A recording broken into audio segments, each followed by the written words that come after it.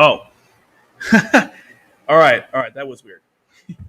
Anyways, welcome, guys. This is really exciting because it almost seems like yesterday that I was sitting down and watching the Geass broadcast for the 10-year reveal, like the next project in the 10-year project, and there was so much speculation about what Genocide Code was going to be, what Zero Capture was going to be, and to think that we are now able to play one of those projects or get involved in rather is really exciting. And I'm this is gonna be really cool. It's gonna be an awesome stream. We got so much to do, and I just can't believe the game's out and people are actually playing it. And it's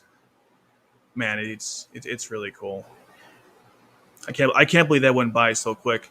And they kept delaying the game too. Of course, I mean it was supposed to be what, September, then August, and now we finally have it. So it's actually it was August, September.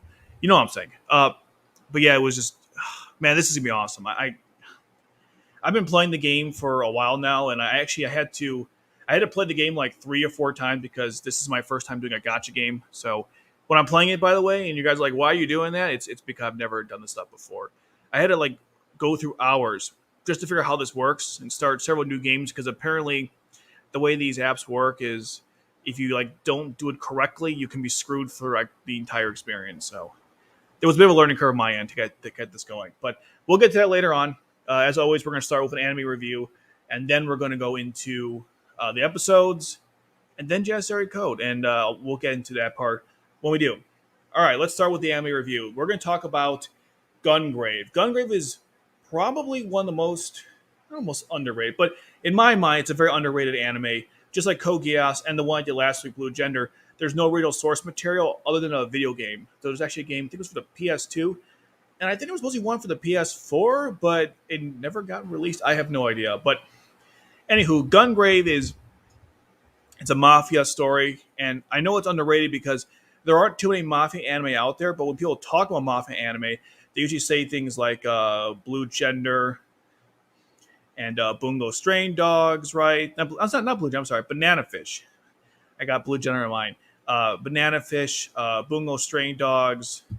There's a couple other I can't think of the top of my head right now, but I'm sure like you know what I'm saying, right? No one talks about Gungrave, which is really depressing because the show is very good. It revolves around two characters, Brandy Heat and Harry McDowell. And one disclaimer before I continue with this review: if you are interested in watching the show, okay, don't watch the first episode.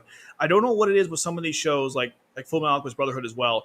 The first episode of Gungrave and just like Full Metal Alchemist Brotherhood give away too much about the story. So if you're interested in watching Gungrave, it's on Hulu and Funimation, I believe. If you want to watch it, great. Just don't watch the first episode because it takes place in present time and it spoils like everything about the show. So the way Gungrave works, it's like there's two arcs basically. There's the past arc and the present.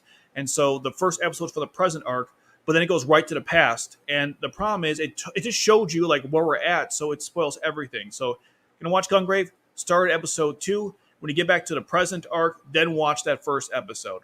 Otherwise, like one of the biggest, in my opinion, plot twists in the story is blown to you in that first episode. I don't know why shows do that. It's really bizarre to me. Now, anyhow, we'll talk about the past arc first. So basically, it's about Brandon and Harry McDowell. They join a group, an organization called Millennium, and it's the biggest mafia organization in the world. And they climb the ranks up, as the episodes go on. First, they start off like kind of low totem pole, and they constantly get up there. Harry McDowell has like his crew of guys, and so does Brandy Heat. I mean, not necessarily a crew, but people he likes, and they both kind of climb their own way. And I believe Brand becomes one of the most top sweepers in the organization, which are basically these elite guards who can just kill anybody. And he's trained by Bear Walken, who's one of the coolest characters in anime, and yet no one knows about him because no one knows about Gungrave. And what's so good about the show is that all the characters, you care about them, at least I did. There's a lot of growth in them, especially between Brandon and Harry McDowell. And there's a constant like rise and fall of each character, and the designs are great. If you didn't know, the person who did Trigun, he made Wolfwood. His design was used. Well, okay, they didn't use the same design, but the guy who designed him designed Brandon Heat's look, specifically the Beyond the Grave look, which is so cool. It has like the like a casket, and he has the two guns and the motorcycle. It's a good time. Now, what's weird about the past and the present, they're kind of like, I mean, they are two different parts of the story, but they're very two different stories. The present follows the video game where the past was made up, and so the past one it's more narrative heavy and it's less video game like. Because when you watch the present, I'm not going to say exactly why, but you're going to say to yourself, yeah, this was totally a video game. That makes sense to me. But in terms of the past, it's more interesting. I like that more, and I wish they kind of went more into that than say the present. But it was based on a video game, so what do you expect? There's obviously a lot of action. It's called Gungrave for a reason. Lots of bodies flying everywhere. When Brandon gets to that next level of sweeper, when he lays out people like it's no problem. It's absolutely insane. My God, I mean, I if you guys don't know, I run a blog. Maybe you guys don't know or don't know, and I wrote like 3 articles on Gungrave because that's how much I really enjoyed it. I know no one read it, not because they were bad or any of that, just because the show was not popular, so no one was looking for that information. But the show really impacted me, and I was very impressed. I wasn't expecting much. I'm not sure if I told you guys this before, but when you go into an anime and you think it's going to be the greatest thing ever, you're going to be really disappointed. So my philosophy has always been assume it's going to be complete crap and be surprised when it's not. And usually when it's not complete crap, you're like, wow, this was not just complete crap. This was really, really good. So that was kind of my experience with Gungrave. There are some controversial parts of the story. Well, there's one particular one that kind of bothers me. I'm not going to spoil what it is, but some people might not like it. I've defended it by saying it's a different time, a different universe. Like there's literally things that tell you like this is not the same world as our own. Like strange animals, the dates are off. You'll notice as you're watching it, it's not exactly like our time. But other than that, I mean, it's really good stuff. You want a good mafia anime with excellent characters and a good dichotomy between Harry and Brandon, especially like, oh my God, I don't want to say anything, but towards the end, there's like some really awesome stuff there. Again, good gunfights, good characters. Definitely a 8 or 9 out of 10 on my book. I've seen the show many times. One other thing I mentioned, the animation might be also a turnoff for some people. It came out in 2000, so and it looks like it too. Big noses, kind of like Escaflowne. I was thinking Escaflowne while I was watching the show, which I love Escaflowne, so not a problem for me. And some of you have compared it to Trigun, which if you've seen Trigun, I guess they're kind of similar. The only thing I see is the designs for characters, not so much the story, but you got that to work with as well. So that's Gungrave as a whole. It's really good. I wish I could go more into it, but again, I don't want to spoil the show. But I think you guys have a good sense of what it's about. Mafia with cool characters who grow throughout the story. And actually, it's another thing too. It does follow characters for like their entire lifetime, which is nice. Not many shows do that. However, maybe 300 episodes or 10. But they actually do follow the growth character, not just like as a person, but also like age-wise. So you kind of feel like you've grown a lot with the person. Okay, so that's my thoughts on Gungrave. I'll read a couple comments. We've got 6 here, right? And then we'll go into the anime discussions, or the episode discussions, rather. Okay. Hi, guys. Captain Gamer, welcome. Yeah, we're doing the reviews first and the gameplay because I don't want to have any interruptions. So we're going to talk about the anime really quick.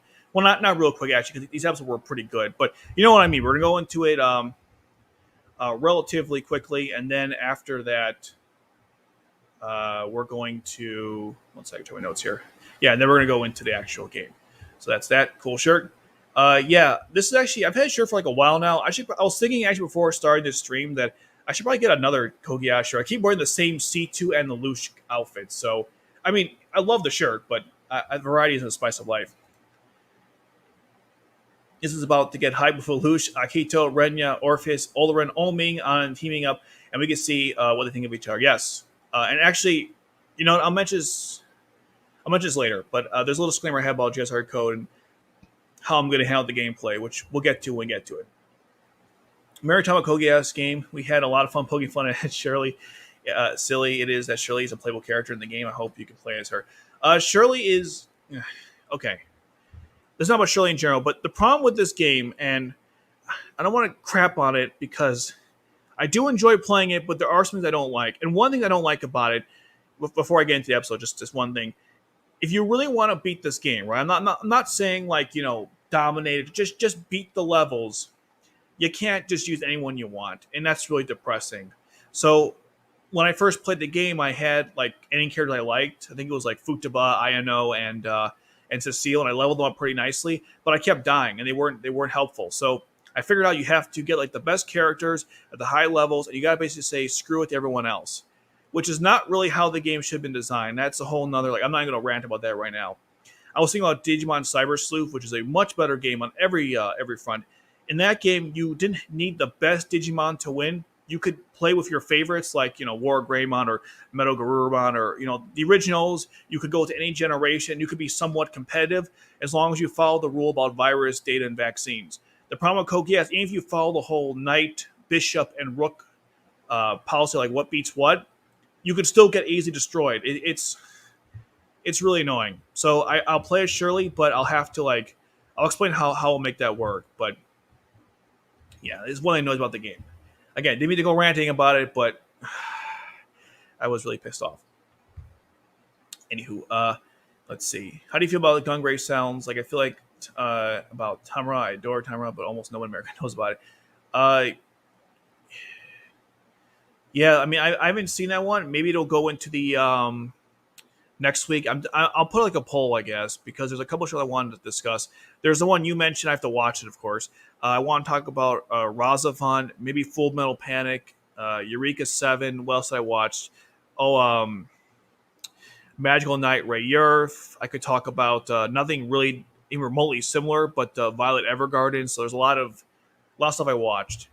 But yeah, I agree. Like Gungrave is such a good show, and I don't know why people have never heard of it, never watched it, but man, I was blown away by it. I was very impressed. Lush Ming, the ghost of Hannibal and Oz. He heard of Orpheus Ming and Lush before serving as Emperor's self. Olor Ming 0 / before treacherous Emperor Renya Ming Dash. Well, Dash is not in the game yet. He will be, though. They said 1,000,000 characters. If they said 1,000,000 characters, you know they're going to be in the game. Okay. All right, we're done with the comments. We got a lot of stuff to do. We got to get into it. All right, we're going to start episode 7, which is called Attack Cornelia. And I'm going to go share my screen because last time I forgot and I looked like an idiot. So I apologize. Okay. I'm going to share my screen. Yes. Okay. And then I'm also, actually, let's just make it a little bigger.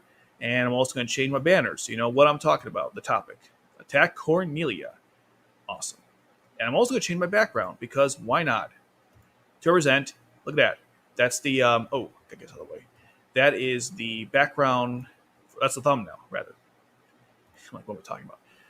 Okay, episode 7 is interesting.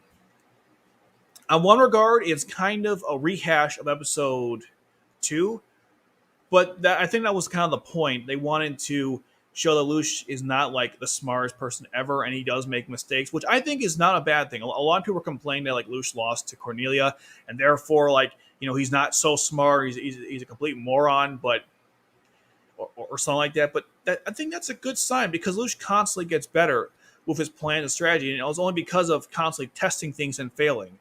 And we'll get into, by the way, I will get into a part of this episode which I was thinking about this the other day. I don't know why, but I don't think he even lost at the end of the episode. But we'll get into it when we get to it. But that's the whole point of the episode.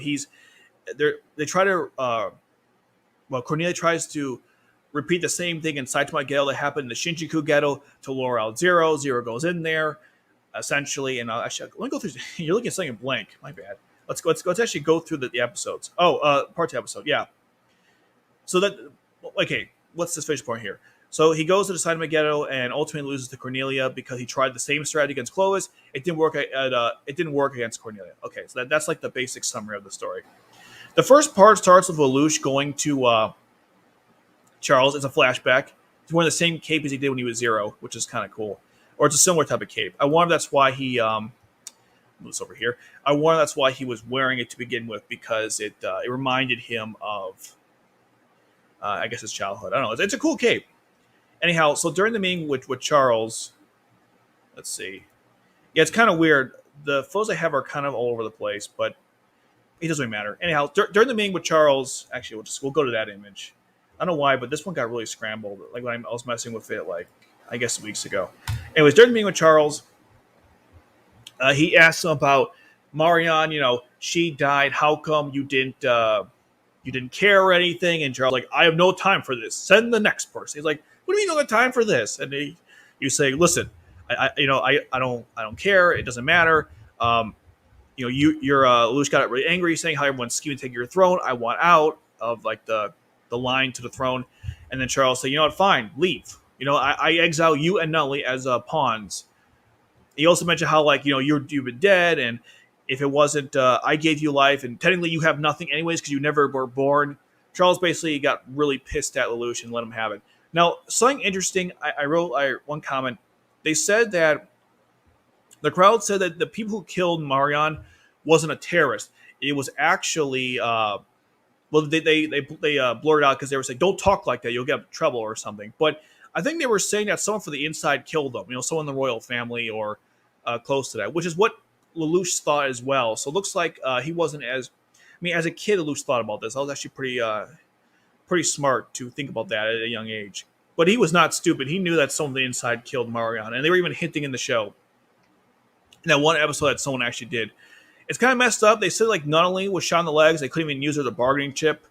Ironically enough, they did anyways because she was going to marry Genbu. So whoever said that in the crowd was an idiot, which is, it is what it is. Okay, so then we get to this really good part, and I'll see if I can find it. I'm going to go through my other images, but I've referenced this like 1,000 times, but we finally actually get to talk about it in more, not in more depth, just to talk about it. Let's see if I can find the actual.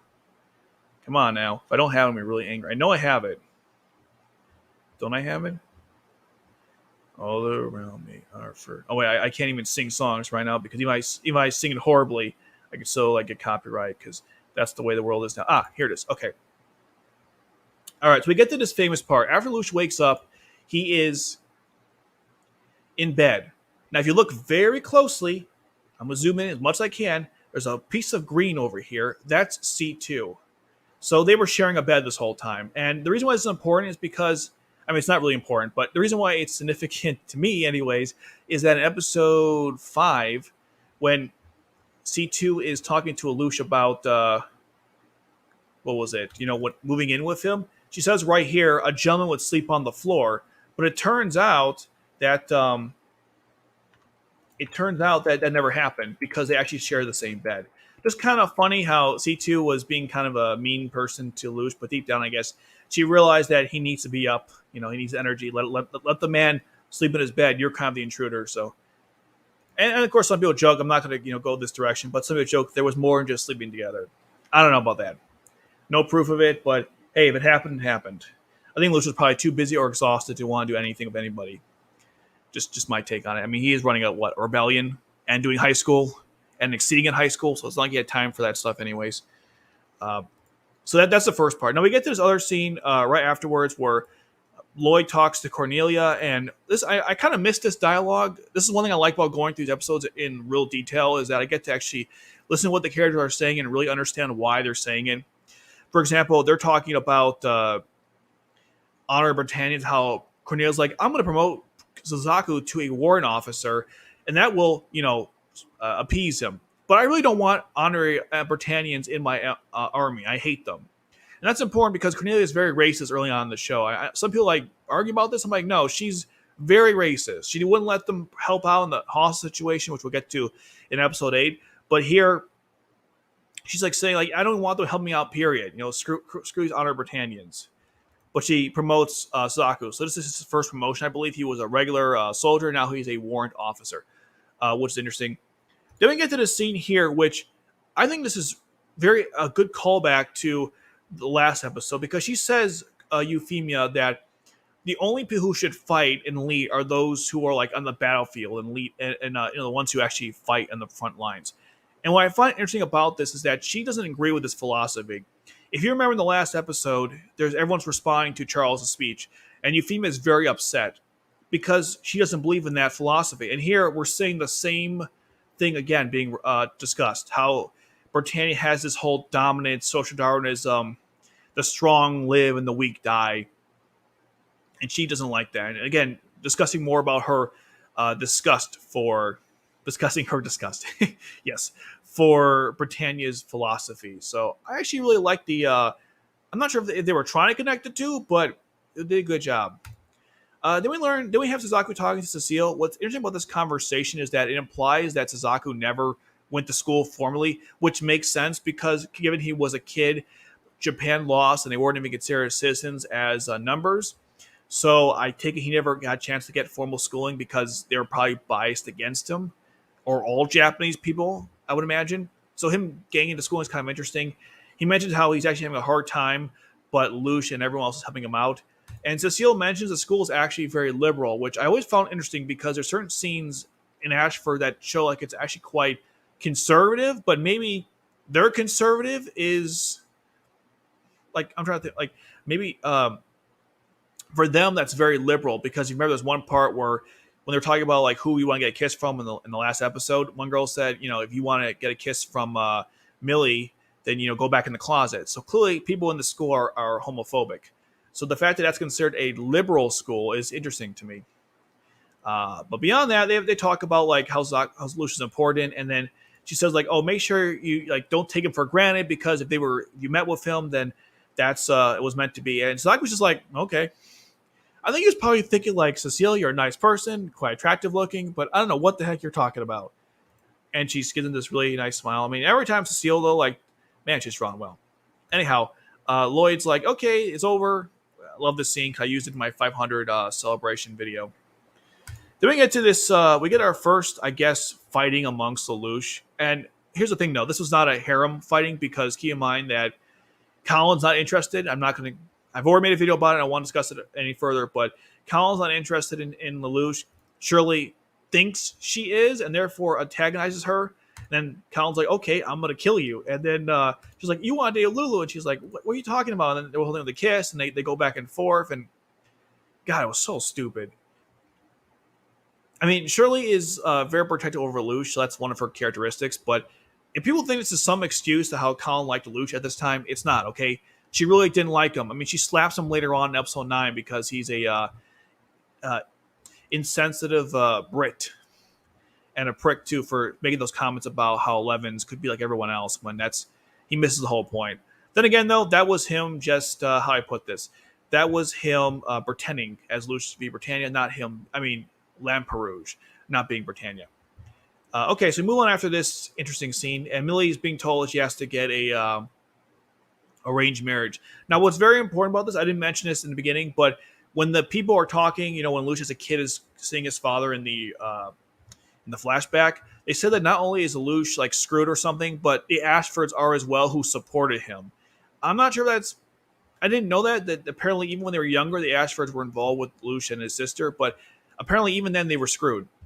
I don't know if there was a connection. I thought their downfall was because of like the whole what was the nightmare frame that Mario was supposed to pilot that didn't end up going anywhere, and there was a whole like they went bankrupt and stuff because of the parties. I didn't know it was because they supported Lelouch. That's why they also were screwed as well. But either way, they mentioned how the family lost prominence during that scene. So this is kind of a callback to that. So she needs to get married to someone because they gotta bring honor back to the Ashford family. Apparently, she went to like 31 people, according to one picture drama. Can you imagine 31 suitors for Millie, and she didn't love any of them? Well, I guess she's looking for the right person. We got this famous scene. Now, what I like about this scene, I mentioned in my R1 review, and I guess R2 as well. People complain that the flail was kind of out of nowhere, but it's really not. You see, throughout R1, Nina is doing stuff with the computer, and she's literally working on splitting the atom for the entire show. There's one example of it. In the episode 3, she had the data that Shirley recovered. She's been doing this throughout the entire show. It's one of those things where, like, if you weren't paying attention, you missed it. But if you were, you're rewarded for being a loyal fan to the series. So this is one of those scenes where she's like, oh, I get something else. I'm getting closer. So now we get to the main event of this episode. The Saitama Ghetto is being treated the same way as the Shinjuku. And we see Cornelia is with her troops, and she wants to make sure this is the exact same situation. And they're basically cleaning out all the terrorists. Meanwhile, so C2 is getting her cheese kun on. She's very close. She's got like 4 more to go. Lelouch knows it's obviously a trap, but wants to go in anyways. Even D-Tart says the same thing. And she, of course, knows Cornelia that Lelouch is going to go in there. So the whole plan is to get him to do it, or to come to the Saitama Ghetto. They're going to have their confrontation. and obviously she's going to capture him because unlike Clovis, she's not a complete idiot, or at least, yeah, I know what I was saying.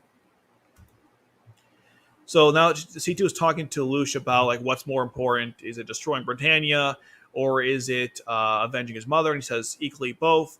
And then she was saying, well, strongness of the survival. I mean, survival of the fittest is the way of life. And he goes, okay, but what about Nunnally? What happens to her? And so they went back and forth about it. He's really pissed off naturally. Then we see Suzaku doing something weird. I never understood what the hell he was doing. But anyhow, he walked into the room, and then Colin tells him that he's not interested. She's not interested in Lelouch, and he's of course like, "Okay, thanks for telling me."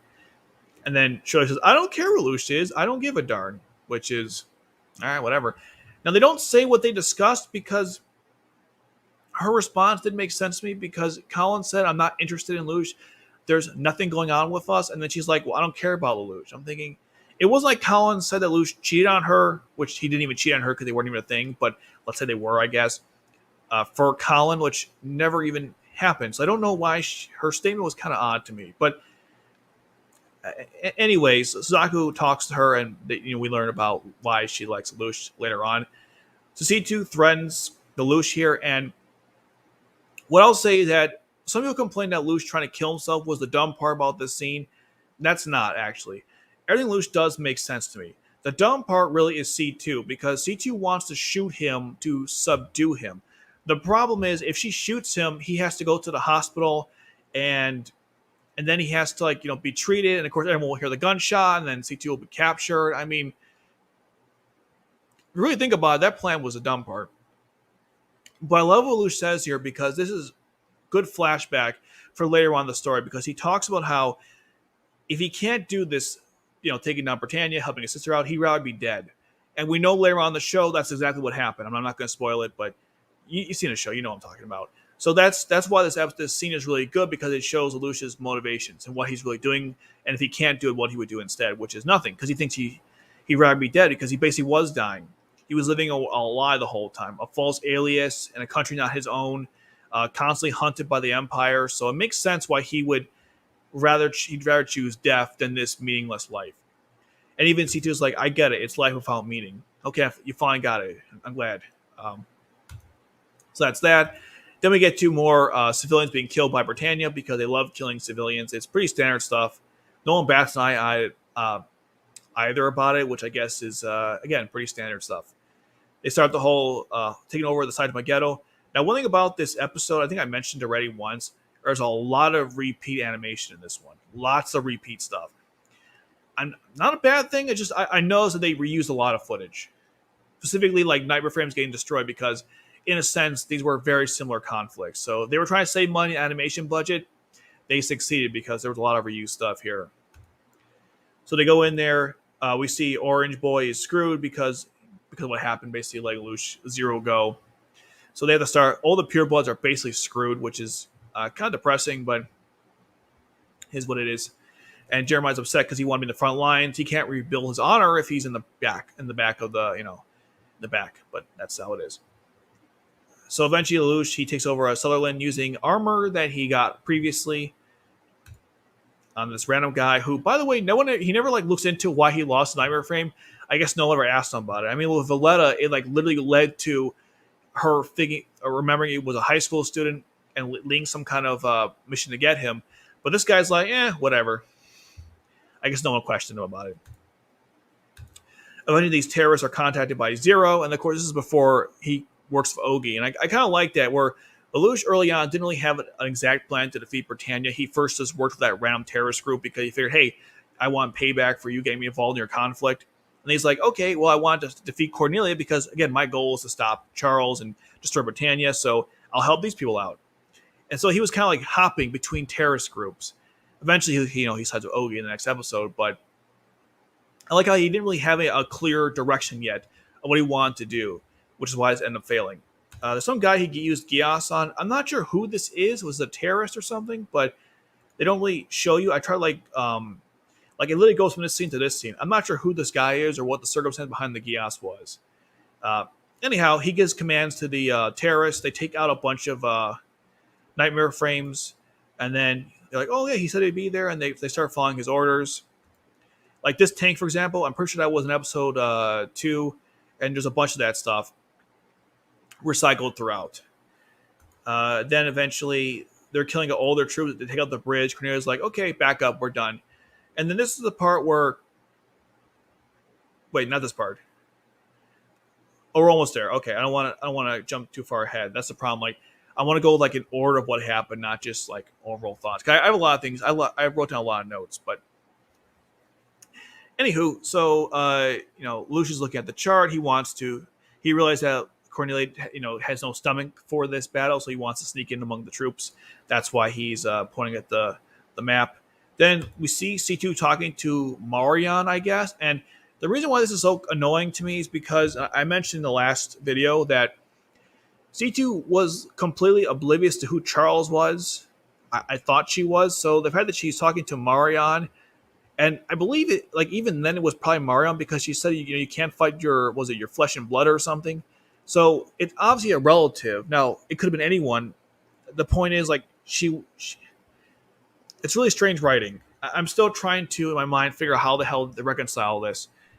But anyway, she goes to help out Luce because she has to as part of her agreement with Marion, which we're not going to get into this episode, but that's a whole nother thing. Did we learn why Shirley loves Lelouch, or at least has a thing for him? I'm not sure if it's real love or not, but she explains how there was a car accident and Lelouch helped out, even though he didn't really want credit for it. He just did it because he was bored, apparently, which makes sense because Lelouch didn't think living was mattered. What I find interesting, though, is that she says that when she first met him, she didn't like him that much, but then in freshman year, she changed her mind. So I had this opinion that once Lelouch and Nelly got new identities, Lelouch must have went to some kind of, elementary school with Shirley. They must have known each other since they were little kids. I'm going to assume because Lelouch, he was like 7 when he went to Japan. And shortly afterwards, Genbu was killed and Lelouch was declared dead. So I guess he went to an elementary school and he met Shirley there because she's acting as if he's known her or she's known him way before high school. Unless I'm mishearing what she was, unless I'm not interpreting that correctly. But I got the impression they went to elementary school together. Millie, no, because there's actually a picture drama, no, audio drama where he meets Millie for the first time. But the way Shirley was talking about Lelouch, it had been before high school because why would you say freshman year I changed my opinion about him, but then say when I first met him I didn't like him? Unless you argue that first day of freshman year, but then later on in freshman year I changed my mind. That could also be the case. Either way, Shirley's known Lelouch for a very long time. Actually, everyone has at this point. Anywho, enough of that stuff. So Lelouch tries to retrieve all the Britannian troops, and he leaves like one person left as a decoy. They kill that guy, which was really not expected. Did I skip something? Oh, okay, right. And there's one. Okay, but right before that, Lelouch gets a call from Shirley because Suzaku wanted her, or Suzaku was going to call Lelouch to ask him how he felt about Shirley, which he would have said, "Who the heck is Shirley?" It was okay. That's from Code Med. He would have said, "I'm not really interested. Maybe I was at some point, but not now." I would assume, but it gets axed by Shirley getting involved with Suzaku. What I like about this scene, I know some people complain that Geass goes from like happy go getting like really positive and happy to like war massacre. Like the genres are very conflicting, but I never had an issue with it because it just shows that Lucius is balancing two lives at this point: his high school and leading a rebellion. So every time he has to like deal with the other stuff, you see like a more human side of Lelouch, and when he's actually at war, you see the calculated mind of a leader. I guess they're complete. There's a dichotomy there of the two sides of Lelouch. So I kind of like it. It never bothered me, but I can see why some people may not like it though.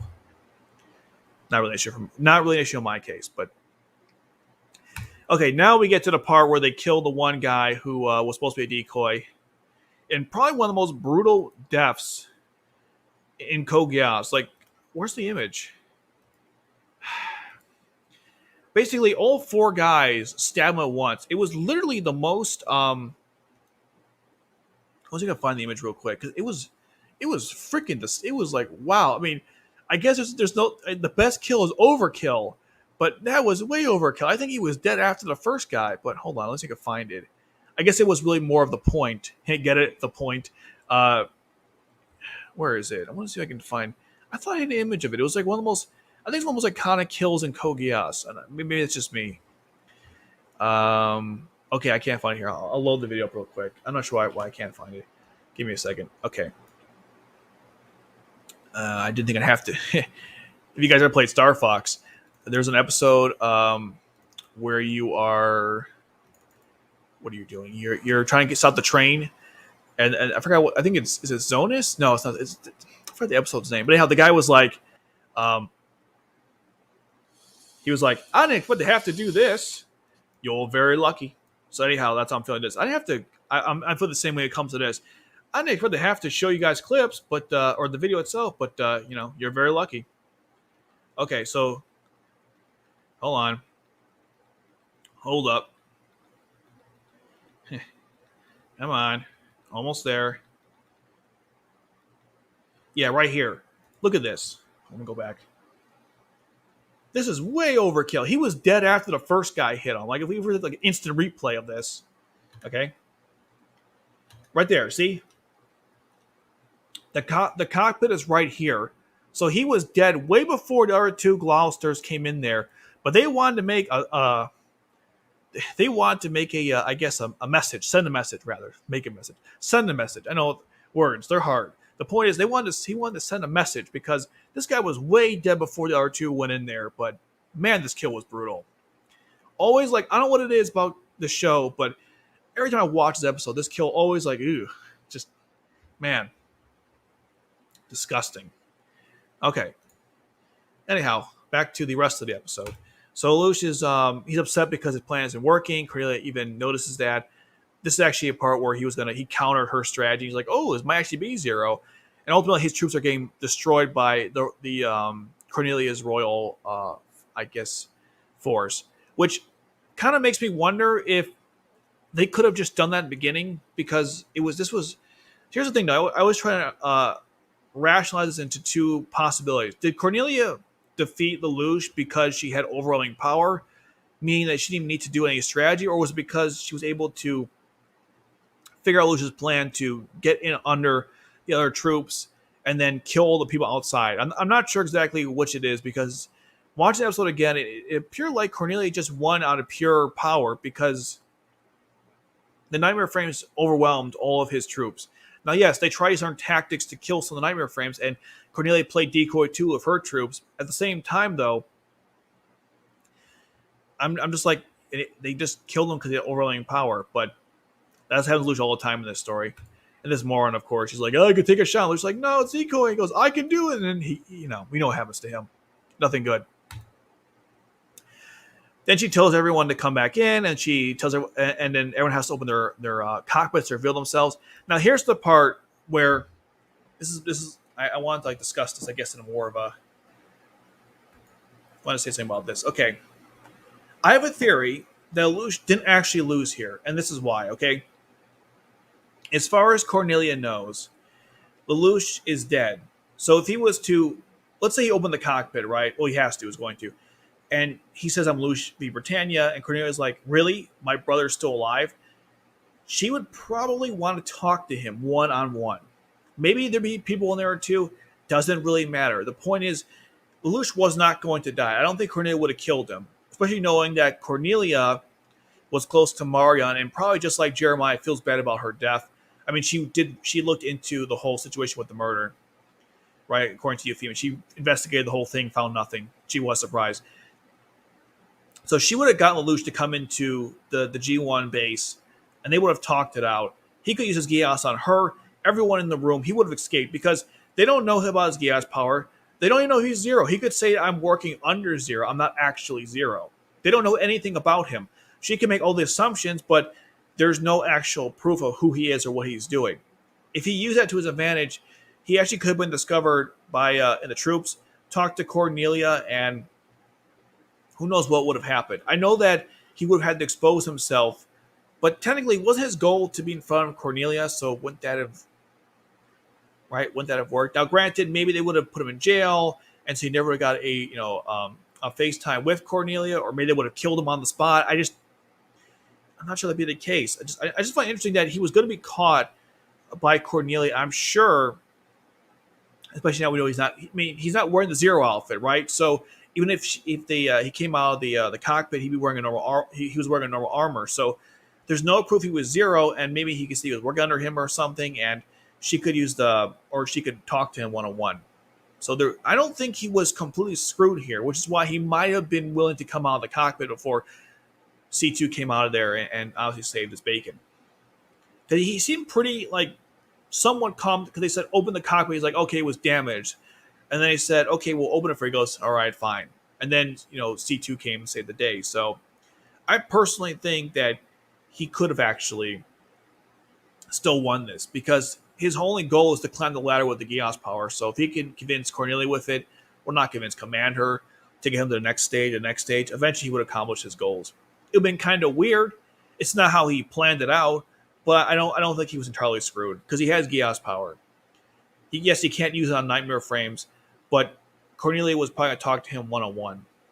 So if that was the case, I think you have a good shot to use the Geass power on her. Just a interesting theory I had about this whole situation. All right, back to it. So they're going to open the cockpit. He thought he was screwed. And then, of course, Zero appeared as Cornelia thought he would. They assume it's a guy, which is funny. I mean, I guess the voice is how they know. But it could be a voice mimicry too, right? So you don't even know.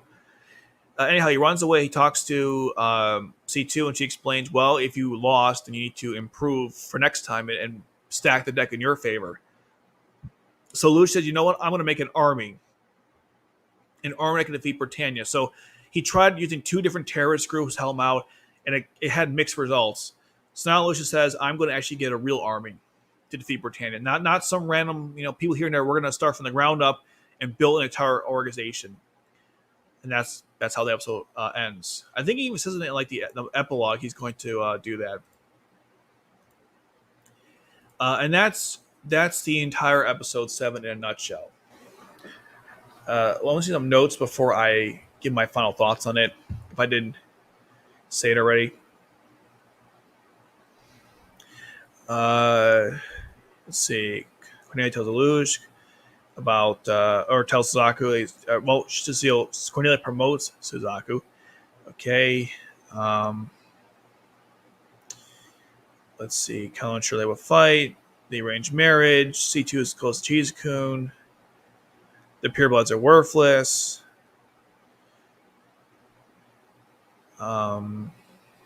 Let's see. Okay, no. C2 went to help Lucian's Marion. Those are all my notes here. Amelia laments she'll never find true love. Probably not, because she'll be being arranged marriage and stuff. Let's see. Do you think it's the some good quotes from Cornelia and Euphemia? I think I mentioned one already. Okay, here's one that here's a question I have about the story. So, what Luce says after he loses to Cornelia, he says, "Okay, Cornelia is not like Clovis. She's actually really skilled." Now, here's the thing. I thought he was close to all his family members when he was growing up. Schneizel, Euphemia, I guess not Cornelia, Clovis. So wouldn't he know how skilled she is in chess in general? I mean, I assume, I wrote a note here saying, I bet she could beat Schneizel and Luch at chess because she was really clever, and she's called the Witch of Britannia. I mean, she has a reputation. The fact that Luch had no idea about her is kind of hard to believe, considering, again, the past he spent with his family. But also just in general, during the war, I mean, did he never once hear about any Cornelia's exploits as leader? I mean, she's been Area 11 multiple times. They said in was it 5 that they're going to give 11 the usual treatment. So the fact that Lelouch was very oblivious about Cornelia is kind of surprising because he wasn't about Schneizel, Clovis, Euphemia. So that is, I don't know if it's a plot hole, but it's kind of weird to me. I think he should have been aware of everyone's ability, especially given the reputation that Cornelia has. I mean, everyone else knows Cornelia is the most badass nightmare frame pilot in the Britannic army. She never loses. She's the witch for a reason. So the fact that Luce was not aware of this is kind of hard to believe. But maybe there's a background. Maybe there's a picture that explains it. I mean, it's very possible that Cornelia, when she was growing up, had nothing to do with Lelouch. But unfortunately, we have some contradiction about that, which we'll get to in stage 8, which is like, wait, did he have anything to do with her or he didn't? Well, we'll get to that part. Let's see. All right, so yeah, that's all the things that we cover everything else. So basically, the purpose of episode 7 was to explain why Cornelia is actually a really good villain because she defeats Lelouch. She's very opposing, so they wanted to make her seem like an actual threat, and the way they did it was by kind of reproducing the same thing that happened with Lelouch early on with Clovis, but making that this time he can't win, showing that Cornelia is not just an average viceroy. Lelouch is going to have to adapt to survive against her. The other thing they mentioned was about like why Shirley likes Lelouch. They mentioned about C2 working under someone, which we know is Marion. There's some backstory about his exile. So a lot of really good stuff in this episode. A lot of lore building, but also good action. No Suzaku, which I'm not saying is a good thing, but I like how they didn't need him to ruin Lucius' plans. That was a nice part. A good change of pace, I think. Overall, I really liked it. My only real complaint is that there's reuse of animation and there's some contradictions among the story. So I gave it a 7 out of 10. Episode 7 is a 7 out of 10. It was really good. Just again, those minor complaints. I will read some of the I'll read some comments and then we'll move on to episode 8. There's no picture drama for 7, I don't think. We'll check my notes. Let's see. No, just 6 and 8. Okay. All right, now we'll read some comments, and then we will we'll move on to the next stuff. Let's see. I already said that one. I remember I read that one. I didn't say anything. Okay, between the end of episode 6 and start of 7, we get the 2 scenes of Charles in a row. A bit of a strange choice, and Charles is sparingly used in R1. It's a good observation. I never thought about that. Yeah, he's not really common. He's like the guy in the... Like, everyone's aware he's the main villain in the story, but he's not really prevalent. That's very true. Same with Schneisel, too. Episode 7 is the episode where Cornelia shows Lelouch who's boss until C2 showed up and saved the day.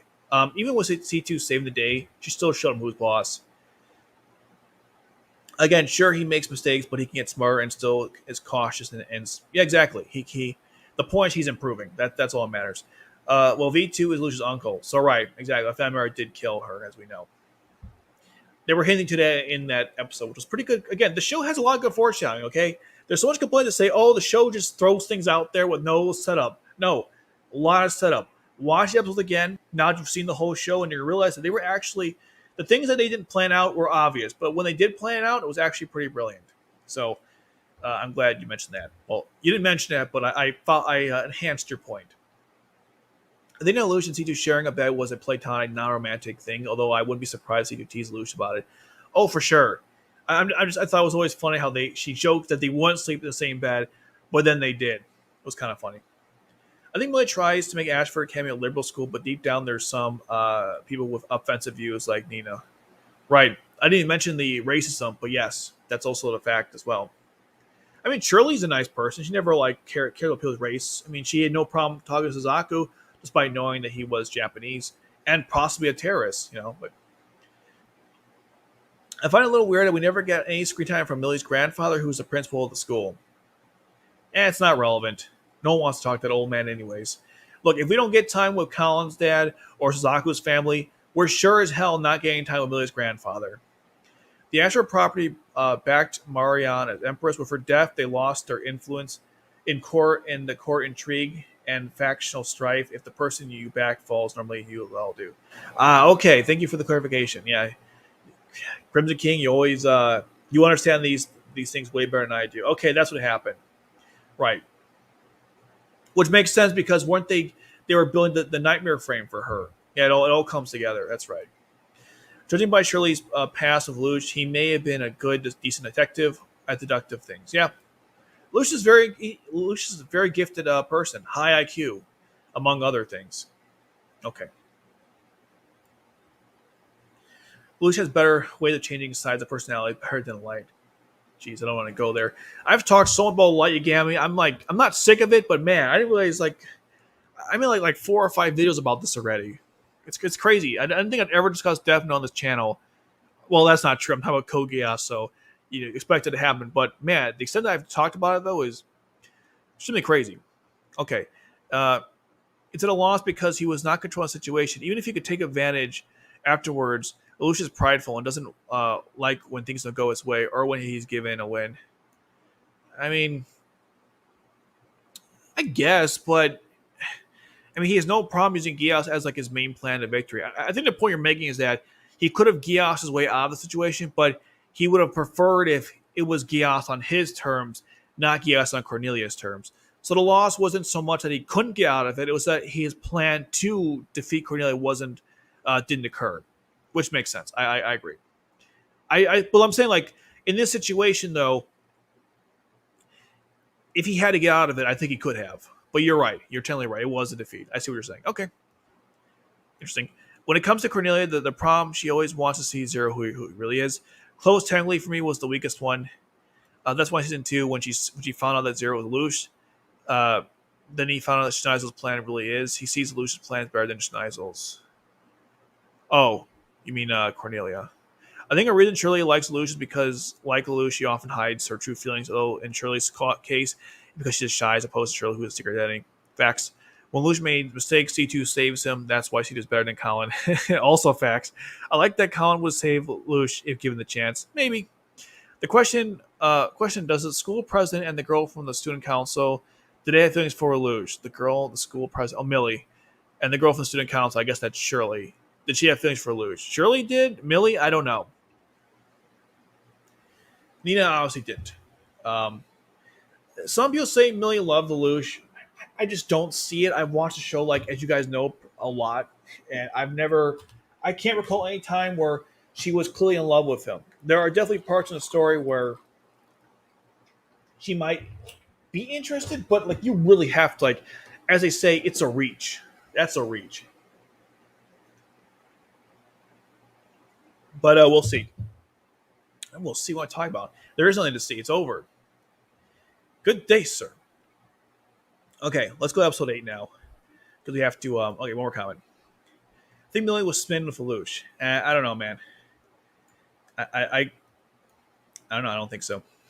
But hey, look, it's never really stated, so technically there is no wrong answer. But there are definitely there's no right answer. I guess there's no wrong answer. Well, there are wrong answers, but you know what I mean. Okay, we're now going to move on to episode 8 because I wanted to spend the first hour or so, or well, hour and a half on the show, and then an hour on playing Jedi Code. So episode 8 is really good. It's probably one of my favorites in the show, uh, without a doubt. Which is it's called the Black Knights, by the way, and the entire premise is basically how Luce saves everyone from the hostage rescue. That's like the main crux of the episode. And after that, the Black Knights are formed, and it's one of the most epic scenes in the entire story. It's unfortunate though because Lelouch talked about certain principles that he had, and he immediately goes against them in episode 10. But we'll get to that when we get to it next week, actually. All right, so the episode starts out with a really good scene. I think one of the better scenes in the story, which is again why I love this episode so much. You see a bunch of Japanese people in the ghettos. They look god awful. Okay, I mean these people they haven't eaten in days. Their housing is garbage. Haven't bathed. This woman here is like clinging on to life. And then a second later, you see this nice train. You see 3 high school girls talking about traveling to this place they've never been to before, which for everyone else is a living hell. And for them, it's like a tourist attraction. And they're talking about like which boys they're in love with. Meanwhile, everyone here is suffering to death. So it's a really good scene. And if you want like one summation about like what's going on in Britannia and why Lucius is doing what he's doing and why Colin also is fighting, this one scene summarizes the entire problem. And it's just fantastic. It's good storytelling. They're not saying anything, but behind the scenes, you clearly can tell what the point of this is, and it's a great scene. Also, it's funny seeing Shirley and Millie talk about what guys they fall in love with, I guess. And we also learned too that like Nina has like issues with the 11s. She's terrified of them.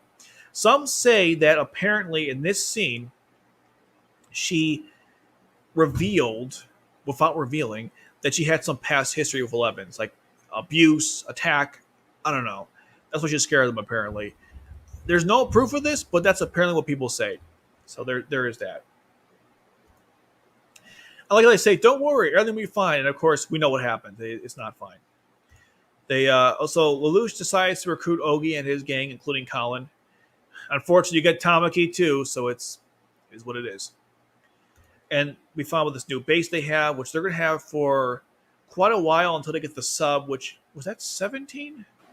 I think it was 17 or 16. So they're in this base for quite a long time, and they actually do use it even later on, even when getting the submarine. So he asks, where'd you get it from? He uses Geass on a noble to give it to him, which was, was great for them anyhow. It's got a second floor. They watch the television. Excuse me. We get this famous scene. It's not famous, but I personally enjoy it because, and this is purely fan service stuff, so this is no plot relevance. But and I mentioned in my video with the prettiest women. We look at Naomi and Colin. Again, I apologize in advance for bringing this up, but like the show clearly wants you to realize that Naomi is not only taller than Colin, she's thicker than Colin in every way.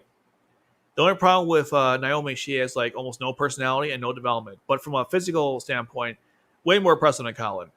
If that was the point of this scene, well, they succeeded. I might be overthinking it. You think? Oh, look at that. Oh, that's funny. Didn't Millie say nothing was? She said, well, right here. Don't worry, everything's gonna be fine. Okay, thank you. And then, like, literally minutes later, hostage. Yeah, it's fine, all right. So the hostage rescue is there. They find out who did it. It's the guy's name is so not memorable. It's so unmemorable. Or yeah, Kusabaki. Like my family's held hostage. And they asked me who was the guy who held everyone hostage in the Hotel Jackie Kogia Stage 8. My family's dead. I don't know what his name is. It's Kusabaki though. We meet the Holy Sword for the first time, although I guess Senba is cut off by the screen for some reason. But here's Otorbe, Toto, obviously Chiba, and Asahina. Otorbe looks really stupid in this. Whatever. So they're reporting about the whole situation, the hotel jacking. Lelouch wants to help out, but the problem is they can't. He can't yet because they're not ready. On one side note here, I really liked. She talks about what Sakuradite actually does. And granted, it's not like a huge development because they explain why it's an important resource, but she actually explains specifically like what it's used for, which I thought it was a really good exposition, and it didn't feel like it was out of place or anything because they're explaining like why this conference was important because it really determines who gets Sakuradite to power their weapons, and that literally decides the whole balance between the different countries. And something else too, since I'm on the topic, I think I said in the first episode, they mentioned there was a dubbing issue where they said that Britannia was the only world superpower versus the sub, which said it was the highest superpower or something like that. And the reason why that's an important distinction, because if Britannia was the only superpower, then the other countries wouldn't have access to the Sakuradite. They wouldn't let them. Obviously, the other countries are just as powerful as Britannia because they can also get access to the Sakuradite.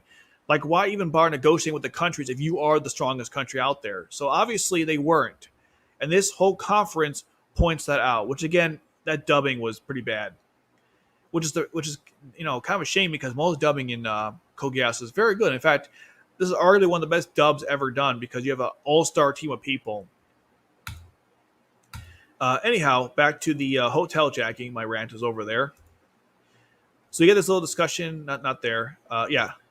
So he explains what he wants to do, and basically, don't do anything, you won't get hurt. And we know the purpose was to, I guess, show that Japan like still lives or something. They're not dead, which is pretty depressing. And I agree with Lelouch. This guy's an idiot.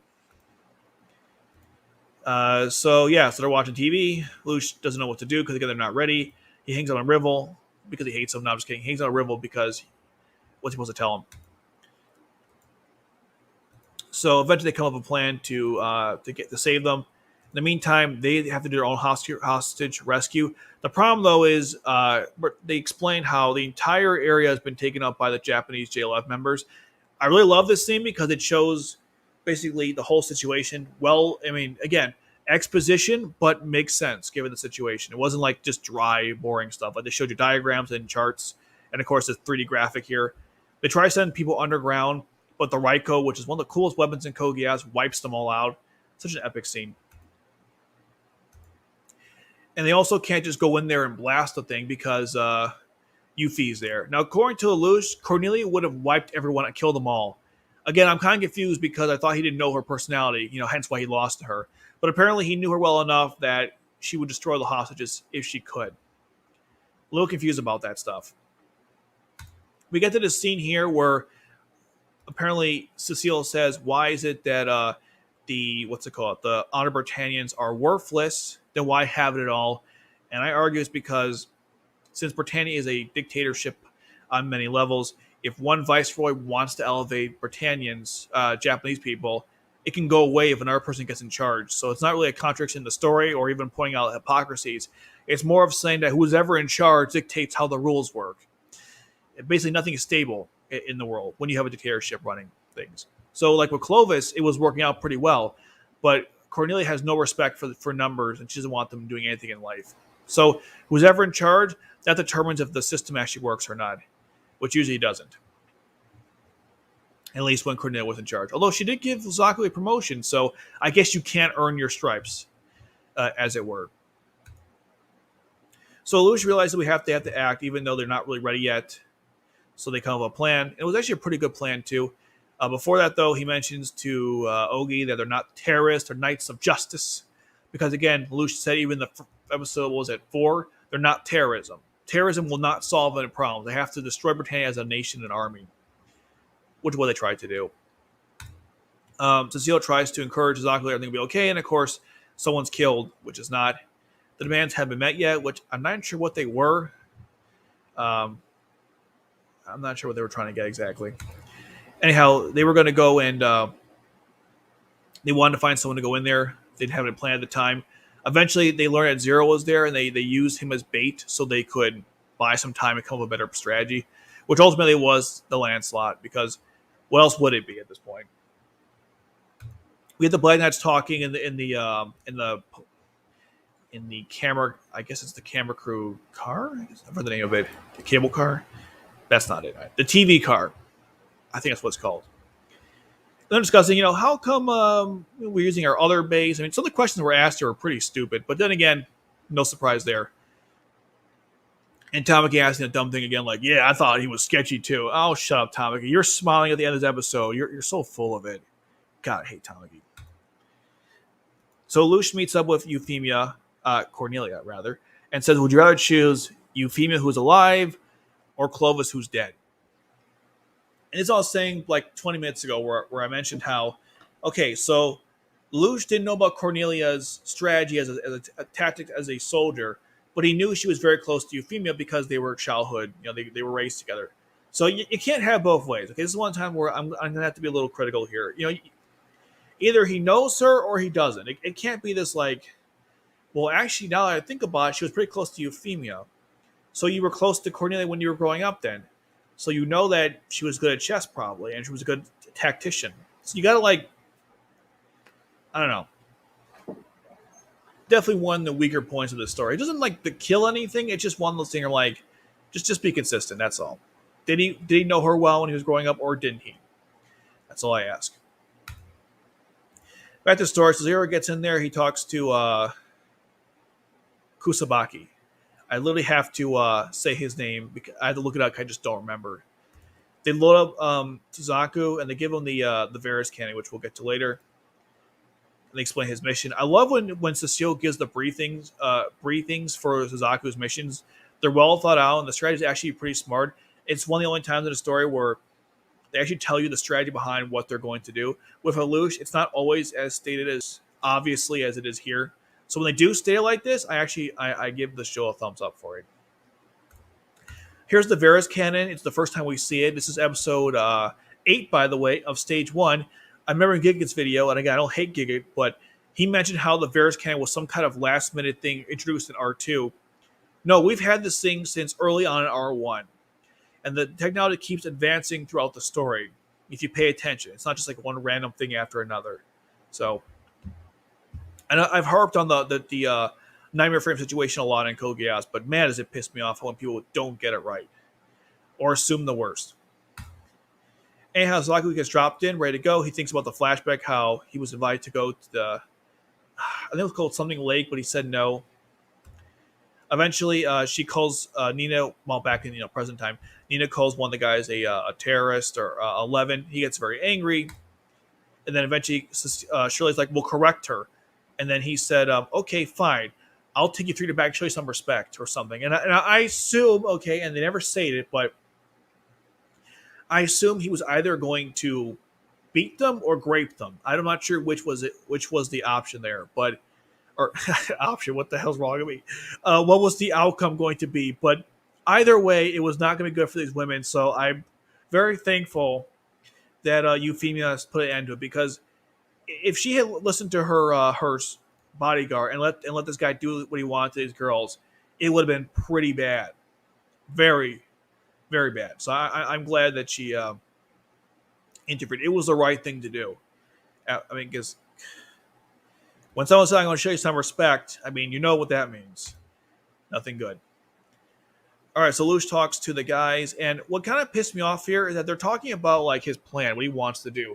And so Lush says, or well, Zero as Lush, Lush as Zero says that your ideas are stale because you want to show Japan as a dead or something. And so the whole time they were going to discuss like, because what's his name again? Kuzabaki. Okay, so Kuzabaki says, "Okay, what do you mean by our plans are stale?" And they just cut it off. We don't even see what they were talking about. I actually want to know, legitimately, what was stale about their plans. I assume Lush would have said something in the realm of like, "Look, if you show that you're not being dog, great. You're not going to make any real change anyway. This is a waste of time. You got to change your ways. This is why you lost the war beginning," or something like that. I would have liked to have actually seen them actually talk about it. They just cut it off for some reason, which was really stupid. That face, though. God, I hate this character. I'm so happy after the episode we never have to talk about this guy ever again. All right, Suzaku is in a landslide. He dodges the Raiko blast. They're both kind of nervous he might die. Well, Cecile was. Lloyd has no emotions, as you know. They're going to bring Euphemia in with no face, and then eventually Zaku interferes with that. Okay, so they come in there, and Lush killed everybody because I guess they don't have it, but oh, here it is. Yeah, he was gonna kill Lush, and somehow his Geass power was faster than a sword swipe. I'll go with it, I guess. So they're all dead. Euphemia comes in there, and they have a confrontation between her and Lelouch. And this is, by the way, where she figures out that he is Zero, because Lelouch says, "You put yourself over the commoners. You haven't changed, Yuffie." Or I think it's that, "You haven't changed at all, Euphemia," or whatever it was. So he basically gave away that he is Lelouch. I mean, even though he tried to play it off smooth afterwards, when you tell someone you haven't changed, it means you know them from some other past. And they also speculate that Lelouch or Zero might be someone who hates the Britannian family. So you put it all together, and it's not too difficult. That was a misclick by Lelouch, a slip out, if you will. So then eventually Zaku takes out the Raiko cannon with the Varys, which is an epic scene. Pretty cool. I mean, he wrecks it, because the way the Varys cannon works, at least the way I see it, is that it fires like this little projectile and ignites the rest of the bolts to blow up whoever. Or the nightmare frames, because he blew up the thing that ignites all the other shots, it's worthless pretty much. So really cool scene there.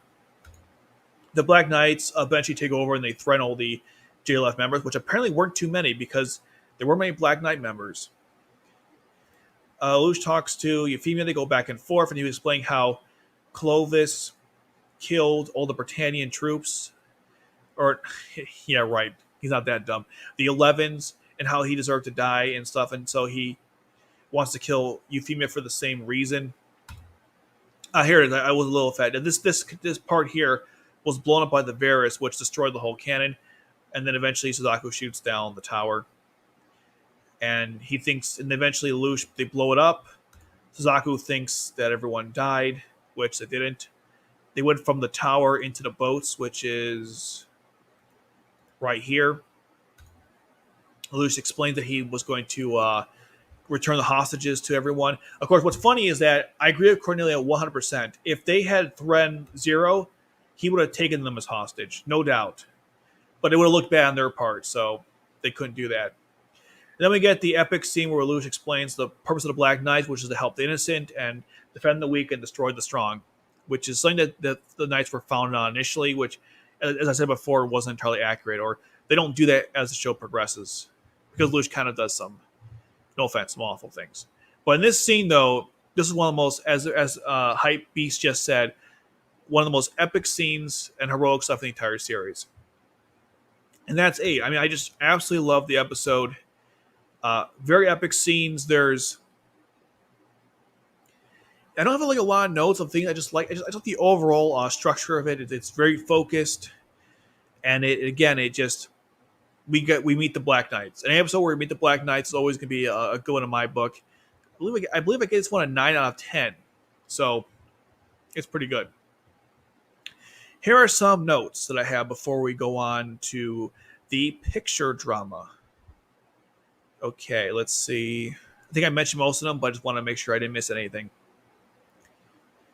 Yeah, I mentioned about the whole thing of Lelouch and not knowing Cornelia's past. That still kind of confuses me a little bit. Let's see. Cecile was excited. Cecile was really excited when Zaku didn't die, so I guess that's why. That might be some hint where she loves him or something, because later on she falls in love with him. So that could have been one of those moments. These magical moments. Lloyd said a comment. It was really sad about the Black Knights. I should have wrote what it was, but it was saying how they're Knights of Justice. Yeah, he said Knights of Justice, huh? That's a funny claim for terrorists. And I'm like, Lloyd has some of the most savage lines in this show. Like when he told Zaku, you joined the military, but you're killing people. How does that work out? Even though there is some ways to rationalize that. But still, on a premise alone, it was pretty funny. Lloyd is he's such a savage character. Love this guy. I assume there's another part in the story which I forgot to mention. So Dieter was showing the TV recording. Where was it? Here? And they were saying, like, if he doesn't stop this, like, he'll take the hit for it. I assume this is why he got fired, because of showing this recording. They mentioned he was demoted afterwards, before Narita. Okay, here's the thing that I don't really like about this episode. It's not like a con about this episode, but it brings up a big hole I mentioned early on that I guess never got really addressed. So when Lelouch talks to Euphemia, they mentioned how Clovis killed Elevens. He didn't. What's it call it? No. I'm sorry. Back up here. When Lelouch made his epic speech before the end of the episode, or during the end, right in the boat, he mentioned how Clovis killed Elevens, and that's why he had to execute him, right?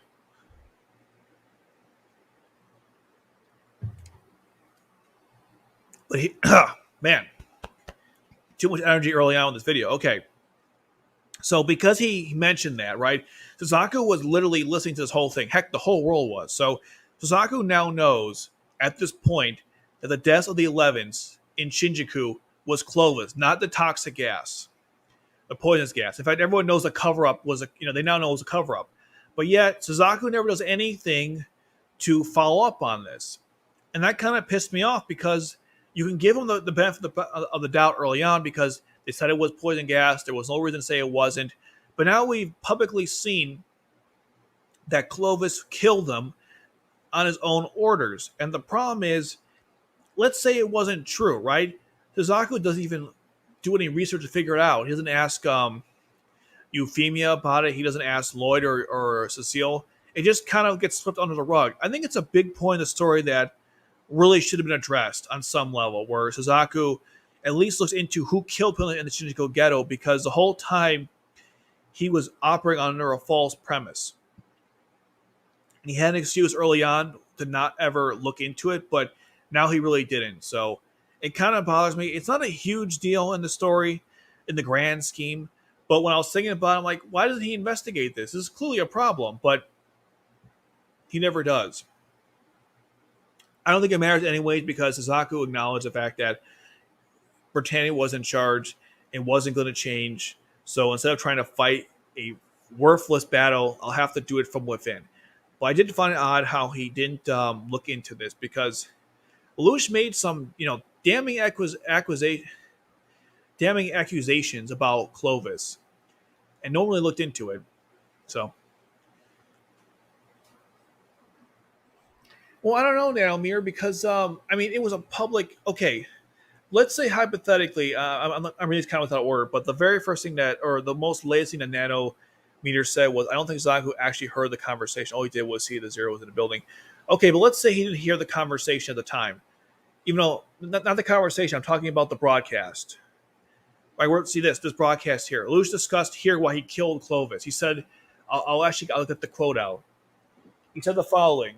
This is because I'm not talking about the conversation. He didn't hear that. No, you're absolutely right. I'm talking about this end of this episode here because they're talking because he was explaining why he killed Clovis. You remember the first broadcast, he said he just killed him, but he explained at the end here. At the very end, he said, again, it's a national broadcast.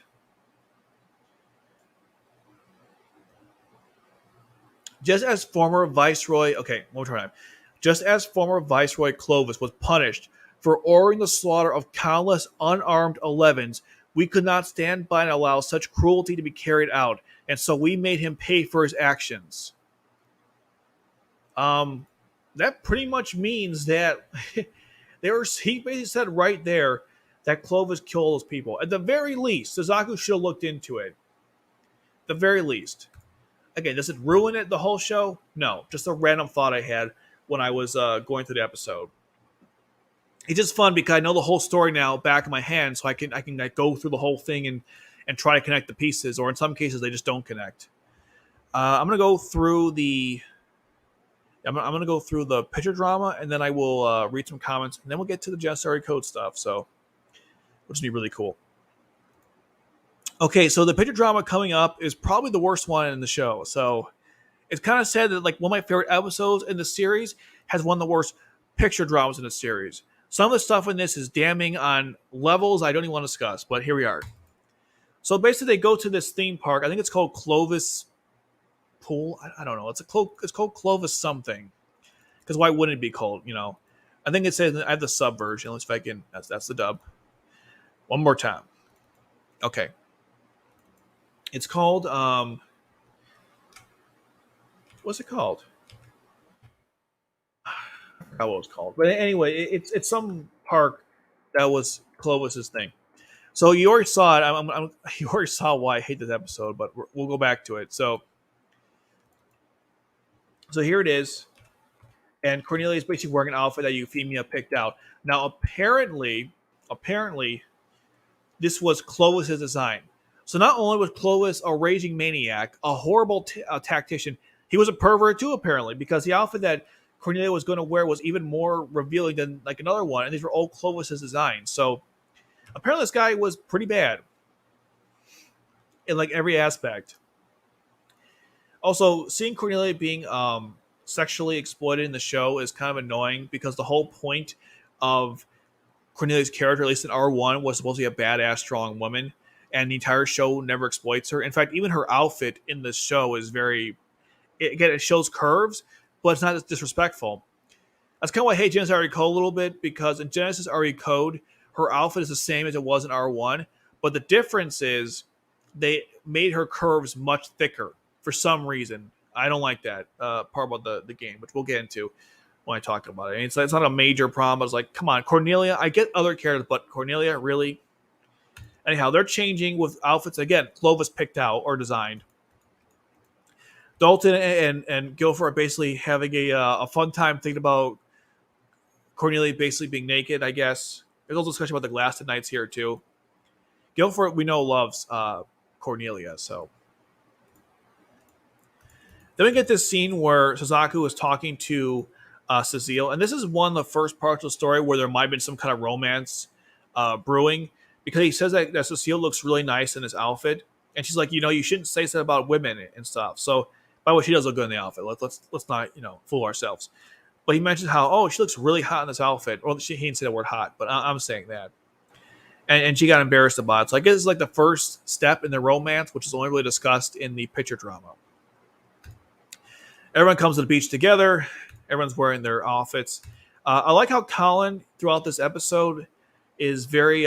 She has to have sick leave, so she's not participating in all the activities because she has to play face or keep kayfabe that she's actually sick.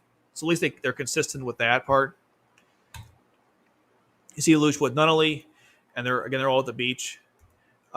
So Cornelia comes on stage or comes out wearing this outfit, which is just so humiliating. I mean, wow. What do they say? You know, she'd probably be more dignified naked than wearing this. In fact, this is less dignified than being naked, honestly. And Euphemia's outfit is no better. It looks like she fought a bear or something, and he ripped all her clothes to shreds. So freaking stupid. So she does some kind of announcement about this water park. Alush is very angry wearing a speedo, and they think it's because Cornelia is hot or something, and Alush has feelings towards her or something, which makes Shirley kind of upset. We know that's not really the case, and then eventually Nellie's like, "Oh, how do I become as attractive as Cornelia?" By the way, Colin's pissed off too, which is kind of cool. And Luke's like, "Okay, I'll teach you how to become as awesome as Cornelia." And so everyone thinks that Luge and Nunnally are like in love with each other, and that's how it ends. So we get what's it call it? Incest possibly, or discussion of incest, both with Euphemia, Cornelia, and of course Luge and Nunnally. We get my favorite characters being sexually exploited for no freaking reason. By the way, we see Nina. She's smiling because she's a little perverted herself, because we know she likes Euphemia, so she's kind of she's in that sort of stuff, I guess. But we get like incest or discussion of it, a pointless plot thing about this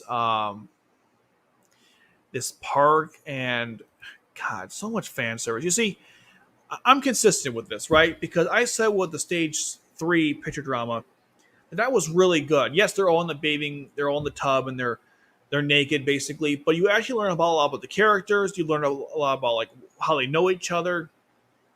Good backstory among everything, and good setup. Here, you learn nothing about anyone except that Clovis was a pervert, which is like, who cares that Clovis was a pervert? He also was a murderer.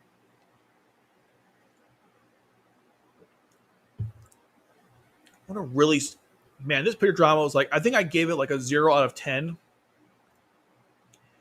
I'm just curious, what I grade this one? 2 out of 10. Okay, we want to learn about Dalton. Okay, oh that's right, because we learn about Dalton's sons and the creation of Clovis land from this. That's it. We also get more of hints of Millie's sexuality. Oh yeah, because Millie said that Cornelia was attractive too. So I guess Millie was into her as well. If there was any hints of her being bi, it was probably in here as well. And again, that weird incest stuff. But yeah, everything here, like you can learn. And my major note about this picture drama too, and this is why it's really bad. I know I'm complaining about the picture drama, but like the real reason why this picture drama is bad, and not just because of the fan service, is because we don't learn anything new. You don't learn in another episode. If you're going to make a picture drama that takes place between different episodes, you want to put information in that we don't know about previously. And I don't just mean like random stuff like Clovis was a swimsuit designer. I mean like actually important plot stuff that would come up later. Like with Jeremiah failing to see Marion. Or why the Ashfords went to crap. Important information that actually helps enhance the story. Or Lou's trained to be a nightmare fan. Whatever it is. This adds nothing to Code Geass. What a waste. 2 out of 10. And that's being very, very generous. There is a reference, though, about Clovis Land, and we know that comes up later with Mao. But, like, who cares? So, yeah. That's episode 8. It's so depressing. The picture drama was so... The episode was so good. The picture drama was not. Okay. We're going to read some comments and then the good stuff. Well, this all been good stuff, let's be honest. But like the thing you are interested in. Okay.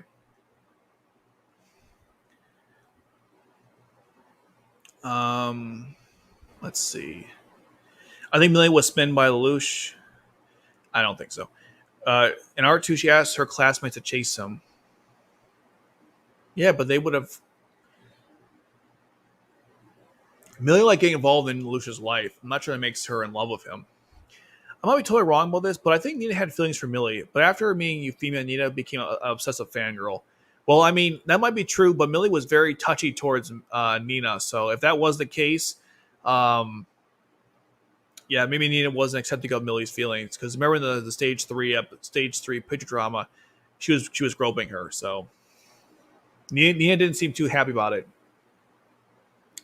There might have been something though. Again, with Millie, it's like it's hard to say.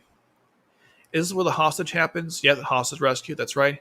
Tommy said he would take care of Zero if they can't trust him in beating. Yeah, I'm like, stop acting tough, Tommy. Yeah, no, yeah, I'm gonna beat up. Yeah, it was so dumb because he would have died too, right? So stupid. Then after many episodes, and then they killed Yuffie. Then he asked her what that question to Cornelia. Bro, chill. They acted already dead, so stop chasing which one. Damn. Okay. Episode 8 gives Zero a chance to show off his heroic side. I think I mentioned. Yeah, that's right. True episode gives him a chance to have an heroic scene. Yep. I think that Euphemia was Cornelia's conscious. Cornelia cared about her siblings, but she played favoritism to Euphemia, like how Lelouch paid favoritism to Nutley. Yep, absolutely. That's actually a good. That's a good way to think about it too. I don't think Suzaku actually heard the conversation. Yeah, I already addressed that. Maybe Suzaku zoned out, wasn't paying attention. I guess, but you could have watched the broadcast of it, the rebroadcast. I assume they were broadcasting it over the air for like days. And at this point, is ignorance really an argument? I don't know. Probably not. Oh, the picture on there reveals Chloe's a pervert. Yes, my favorite one. Whoa, bro has nice. Cody has nice titties. Yeah, she does. But so what? That's not her. Like, yeah, I don't like it. Not just nice titties, but the fact that they had to exploit it like that. At least Korea doesn't show skin in the actual show. The picture drama is the most just for fun. I don't think the fan service in them is that much of a problem. I mean, again, you're right. The fan service isn't a huge deal. And you know what it is? If the episode was actually good, I've said this like 3 times now, but hey, one more time. If the episode was actually good, you learn new things, and the plot was actually interesting, then the fan service, I could ignore it. But when the episode itself is bad, the fan service only makes it that much worse. I think Suzaku, continuing on here, I think that Suzaku might have had feelings for Cecile, but he mostly saw her as a good friend. I mean, she's also like, what, 25 and he's 18 or 17, so I don't think Suzaku dates older women. Me seeing this, holy crap, pretty much, yeah. Kidding aside, that was the title for the picture drama because I think I've watched some of them, but not this one. Yeah, this is one of the ones where why they made this, I have no idea. So, right. Okay, we're now going to get into the next part, which is let me close these things out. Oh, I'm an idiot. I should have changed this a while ago. I totally forgot to. There we go. Black Knights, and then 7.5. Okay, my bad. I forgot about that. Okay, we're getting to the next part. We're going to play Genesis Code. So let me get it up here. I have BlueStacks. Okay. Now, let me explain a couple things before we get started for the game. First of all, I'm not going to show my face during this because I don't think I need to be unless you guys, for some reason, want to see my face. Also, because you get to see the full screen. So that's that. Now, the plan I have for this gameplay is I'm going to go through the Genesis Code story, and I'm going to play the rest of it probably on my own, like to level up characters, because I mentioned before in this game you have to you gotta really play this game hard to succeed in it. If you just kind of casually play this game, you're gonna fail horribly. I tried going that route, and it was a mistake. So I'm gonna play this game pretty competitively because you kind of have to. But the goal is to go over the story with you guys, and for Genesis Code, I want to go through Crimson the Blood Pack, and what's the other one? I think that's it. Okay, so here it is. Oh, I forgot one thing. One thing I forgot to do. I gotta turn the translator app on. Give me a second here. I completely forgot. Okay. By the way, I do apologize in advance. So I got this. I paid for the premium for this app, But the issue is that because I used my American account for it, this thing thinks I'm using my Japanese account. So I don't have the premium on BlueStacks. I have it for my device, my actual Android device. And the I thought it was zoomed down. And the problem with that is that if I use this thing like 5 or 6 times in a row, it's going to display ads. So I'm going to try my best to edit the ads. I'm going to edit the ads out once, or I should say before I publish the video. But you'll be seeing them throughout the video. I do apologize. I don't know how to like make it where BlueStacks will eliminate the other accounts and only have the American one on here. Because once you have the Japanese account and you use it to download the game, you don't need it anymore beyond that. Also, I'm not going to re-roll.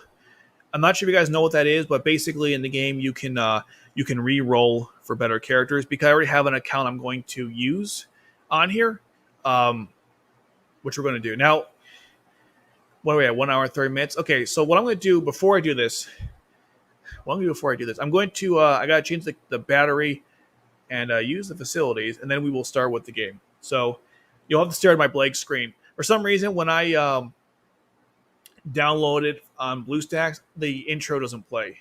I have no idea why. I've installed and uninstalled the game several times, and there's been no change. Okay, I'm going to be right back, and then we'll get into it. I know I keep like I keep doing this stuff, but I mean it though. We will get into this really soon.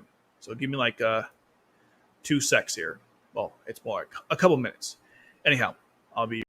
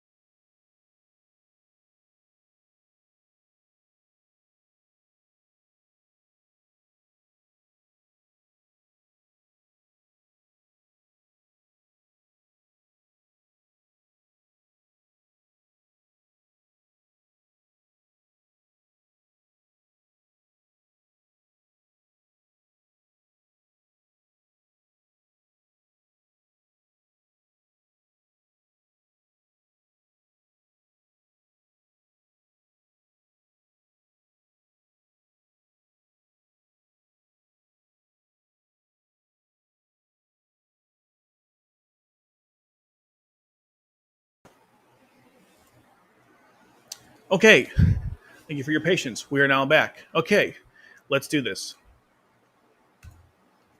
What I'm going to do is I'm going to first show you guys like the initial opening introduction, and then I'm going to transfer my old account, my other account to this one.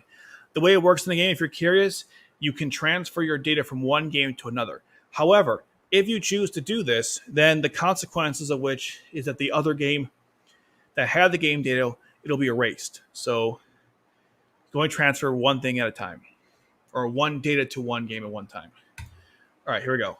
I got to first make a profile. Doesn't matter because we're going to erase it anyways, but I'll say Dark Blade. My favorite Yu-Gi-Oh card. Fun little trivia there. Okay, I think I can play the sound. Oh, wait, not that one. I think that's trademark. The rest of it should be good, though. All right. Let me know if you guys can hear this or not. I got my fan going, so I can't have like the echo blocked, removed. Okay, so this device here, you can hit it and it will translate what they're saying. So she goes, "That's a relic." Okay. Then he says, "Who are you?" This is Al, by the way, and this is the curate. These are new characters in Jessary code, in case you guys are wondering. Okay.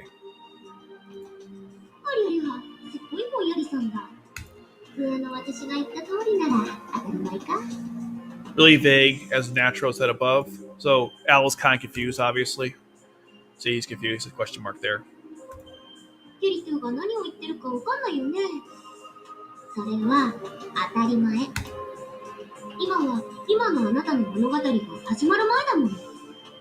I don't know what the curate is saying. That's normal. Now before the story of you now begins. Okay.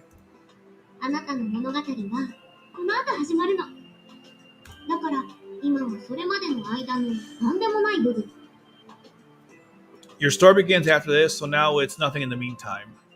I guess it relates to the fact that Al has no memories of his past. That must be what it is.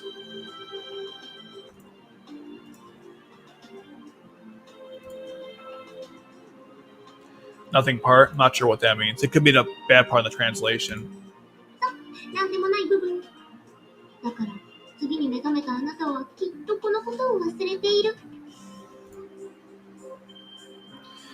That's nothing. So next time you wake up, you're sure to forget this.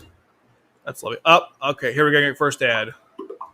Okay, this is what I was talking about before. This thing is great, but the problem is you can't get out ads. So I do apologize. We'll get them throughout the video. Again, the premium thing doesn't work, so kind of crap. You'll forget this. Okay, now let's move on. Then she says, okay, who's your relic? Okay. And now we move on to the next part of the story. So Al still knows what's going on. Remember, Al has no memories of his life. So the whole point is we're going to go through like his whole story about how he came to be. I think I can put the sound back on.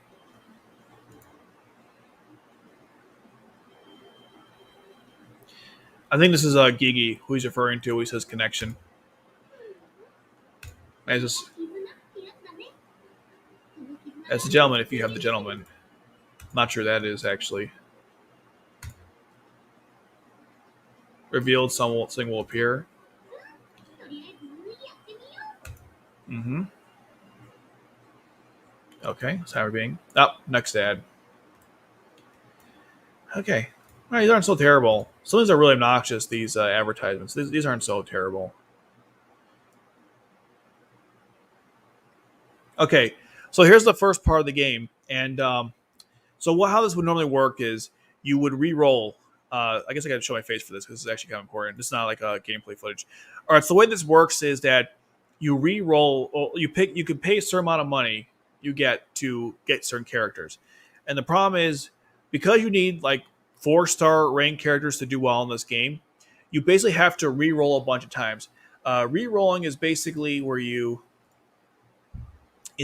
quit the game, you start over, and you keep buying this thing over and over and over again to try and get the best characters. Again, we're not going to do that here because I already have a good set of people, and I'm going to transfer over once we go through the story. Because there's certain parts, for some reason, that if you play a new game, you can't actually replay certain things. That's why we're doing it this way, if you're wondering. All right, so here's how it would normally work. You would pay for a certain amount of credits, and then you get like a scene. You'll see some characters. This is a terrible one. So the way this works is if you see like a red moon, or I guess it's that, yeah, the red moon in the background, that's a good sign. If you see Gigi and what's his name, C2 together, that's a good sign. If she looks like scared before you do this, that's also a good sign. But as you saw there, we got nothing. This would be a very decent draws. But here's how you would normally get characters in the game. Let me actually.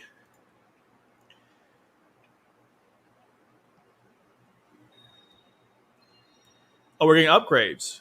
Nice. Okay. You can upgrade for your characters at times.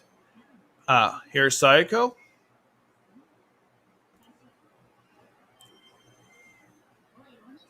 This is Futaba. If you guys have read Reign of Darkness, she's one of the characters. This is Kaguya's great grandmother. Although I'm not sure why they. Well, whatever. Who is this? Klaus D. Strike. This is from Arthur on the Misty Streets. One of the new stories in the game. This is Detard Reed.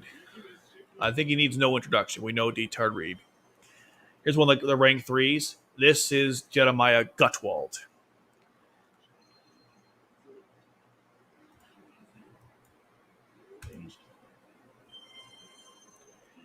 We got this guy again. Awesome. More Futaba. Wow, 3 Klauses. This is a terrible pick. My God. Just awful. Oh, God. Now we get Ogi. Man, this is not very good. Ugh, Mao, really?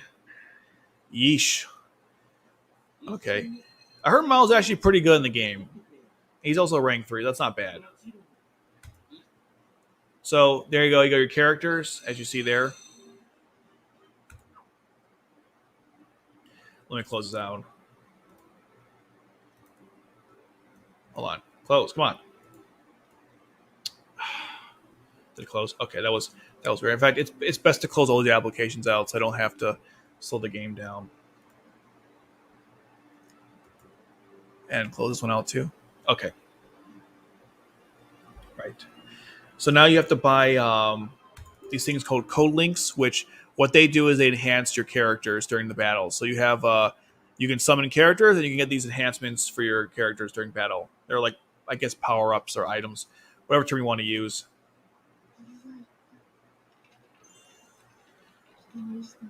This is the archive, by the way, in case you're wondering.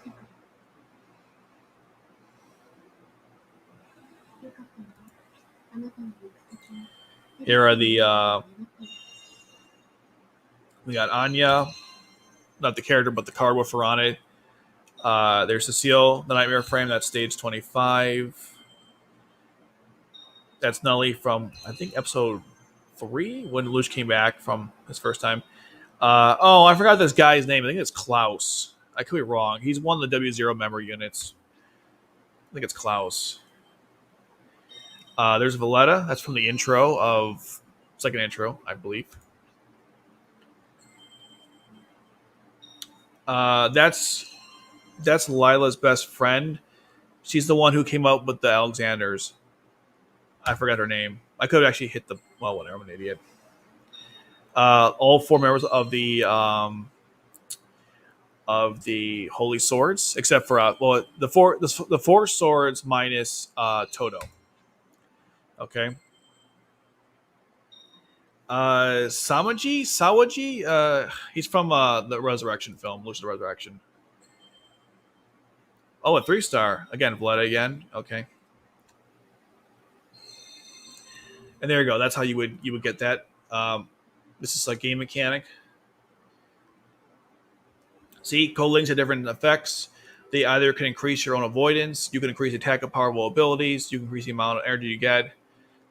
defensive, all kinds of stuff. All right, now we're back to the curate. Let's see what she says. Hey, do you need it? Need what? Yes, thank you. What are we talking about?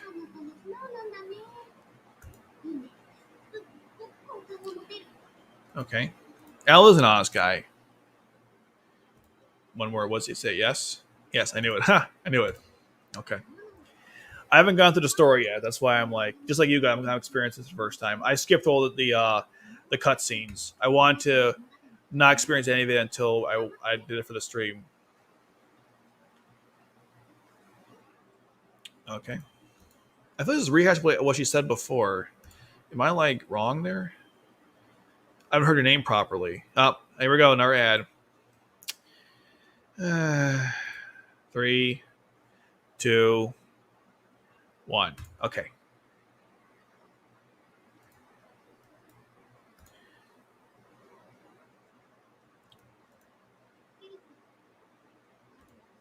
Her name is Kirito. I thought it was the curate. Okay. Apparently, I was going to forget this. They haven't explained exactly how the memory works, or why he has no memories, rather. Okay, see you soon. Okay. All right, so now it says, the moment I saw Kirito smile, I lost conscious again. Yeesh, what an ability, huh?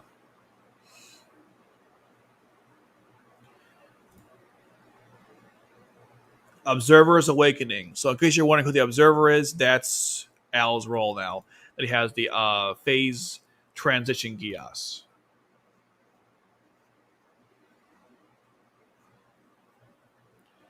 This is the very first, I believe it's the very first thing in Janissary Code, I guess, chapter 1. So here we go. I feel something that made up the melts. I feel like something me melts up from the scattered particles. Why does it translate like that? I think at the point of what he's saying there. Okay. All right, moving on. We have I, who was an individual, spreads and spreads in vast space, but as innumerable particles, each one has their own consciousness and can recognize each one. I guess the metaphor. Up, more ads again. All right. What was it this time? Let me close this out. Okay. Okay, where were we? I think I'm not playing a drinking game for the ads. I might die before the stream ends. Okay, let's see what we got here. One of them upsets or oneself heads towards the light as if attracted to something. The light gradually spreads and the consciousness also becomes distracted. Does it have anything to do with collective unconsciousness? I'm wondering. Because the whole point I want to know, like, what caused this to begin with. I was speculating in my my video. So he thinks he's losing like track of other people, I guess. I'm not sure what the hell Al's talking about here. I assume this is Al, by the way. It's like dreaming. Things aren't clear. It's like you're seeing something. It's like you're seeing something. Okay. Observation. Yes, he is the observer. That's very true.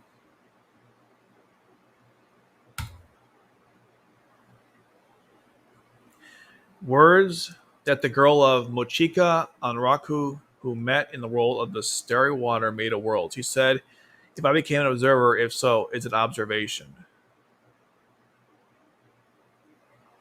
What? If I became an observer, is an observation? I guess so. That's a weird. Okay, that's kind of weird. I still don't understand anything. Yeah, me too, buddy. I'm just as confused as you are. I don't know what does that mean. That's a weird play on words. All right, now we're back to something that looks like a conversation between. I found it, huh? Who found it? That's the question.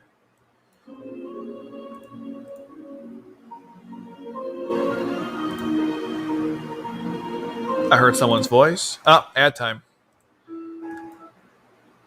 Ugh, these are the worst ones. because it plays out the whole thing and you have to wait for it to edit. Then it shows you like the main screen. Then you have to click out of it. It's really annoying. Okay, back to it. Gigi or Gigi, not sure which. Then blurred field of view converges, forming a clear image as if the camera lens were in focus. So I guess this is when Al first meets Gigi, although I thought she raised him when he was a kid. Maybe there's more to the story than meets the eye. I finally found it. This is one beautiful girl looking at me. The expression is relieved, yet has a complicated expression that makes you feel lonely. Yeah, because Gigi has her own problems or that we don't know about in the story yet. But we're going to find out. That's why we're doing this. It feels terribly nostalgic, but I can't remember who this girl is. See, nostalgia, which means she must have been involved in his life in the past. That's all I was saying in my prediction. Well, not prediction video, by analysis of the story. However, a surprising word comes to mind. What is that, Al? Revenge for loved ones. So, people in Gigi's life that were hurt, or perhaps Al himself. They did say this was going to be a story about revenge, so there you go.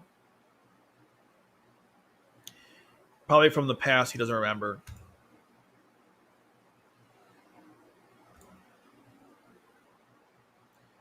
The girl is important. Oh, ad time. Okay.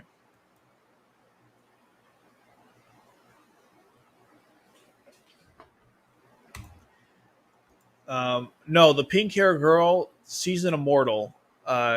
So we don't know much about her, but just like C2, she's an immortal with the ability to give people Geass powers. I believe she gave Al the phase transition Geass ability. No, she's not related to Lelouch. I mean, if she is, I mean, she could be because immortals obviously gain the code from another immortal. But no, I don't think they're related.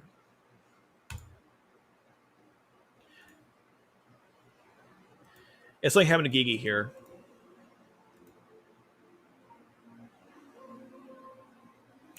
There's a really epic scene coming up that I was kind of going through it pretty quickly, but I think there's a scene of all the main protagonists working together. It's pretty badass. We're almost there. This is the problem with this game. There's a lot of cutscenes. You might recognize this. This is from like all the trailers. The scene of Gigi or Gigi rather holding Al.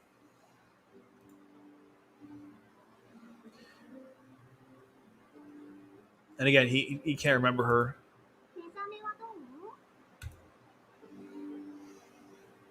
How about the awakening? Doesn't remember that either, I bet. Worst con, I'm not sure what that means.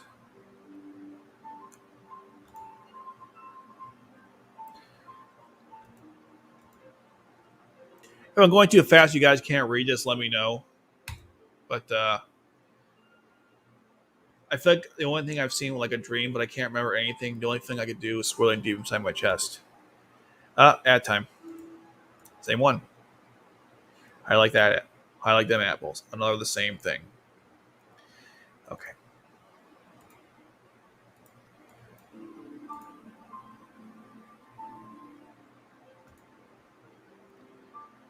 The worst was a simple and appropriate word for this. Okay.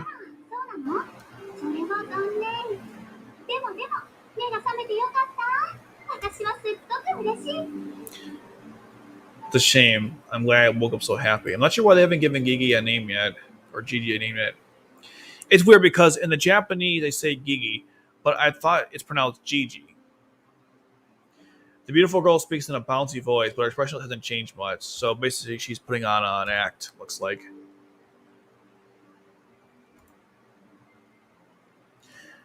Am I not good at expressing emotions? I guess not, Gigi. You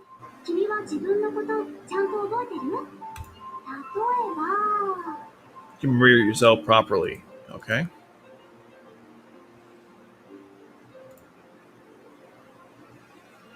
Who's so close that her nose had seemed looked into? I think maybe it's locked into. Even that doesn't make any sense.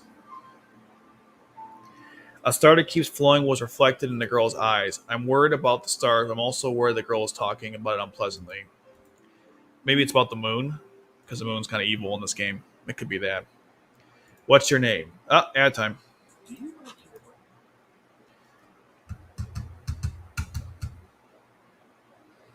Okay. At least these are quick ads, but still, man's annoying. Okay.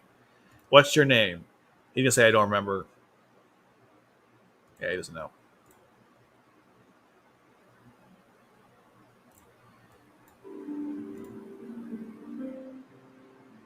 Why is this girl here such of a matter of course? Not many people can answer her name. I'm not sure what. My name is Al. So he does remember. Okay. I thought he didn't remember his name. She said so much and noticed something strange. Okay.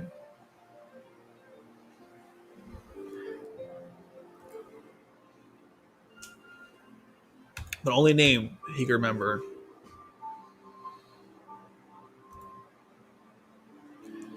Strange feeling, even now, thinking is continuous and thinking is possible. Okay, I'm not sure what that means. That sounds like the same thing to me. Unless the translation's bad. When I look at my head, I can't find the stock of memory that I should have. I have no memory at all, except his name. He knows his name.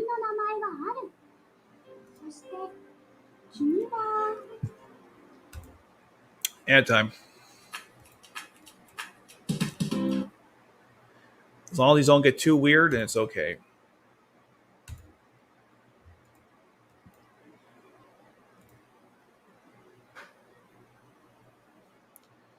All right, moving on. The girl is trying to find out something. Her eyes seem to know something that she seems to be thinking to know something. Translator app, I think, is a little wonky right now. Her eyes seem to know something, and she seems to be trying to know something. Okay. I think that's not being translated correct there, but I get the general sense. Who are you? That's a good question. Very good question. The field of vision was distorted for a moment. Well, that's what that was. Okay. It's useless. I don't know.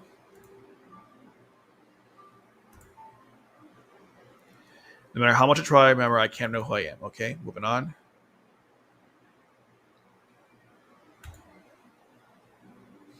Memories are about remembering things. Wow. I don't be a dick, but geez, no. You think? Thinking about experiences and over time it accumulates in the brain. Got it. Okay. I'll remember that one next time. I hope the rest of the game is better written than this. I just woke up and there's a beautiful girl beside me. I can't remember. I remember it. So it's not that I can't remember. So what is it then?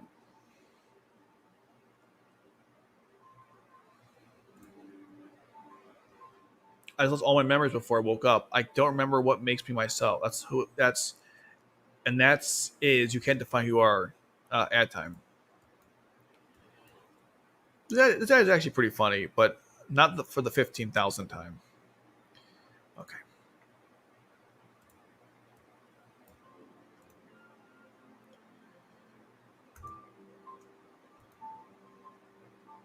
What is it? Okay. Good question.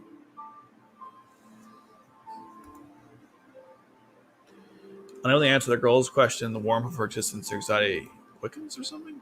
Okay. He's so worried he has no side to form his own memory, among other things, yes.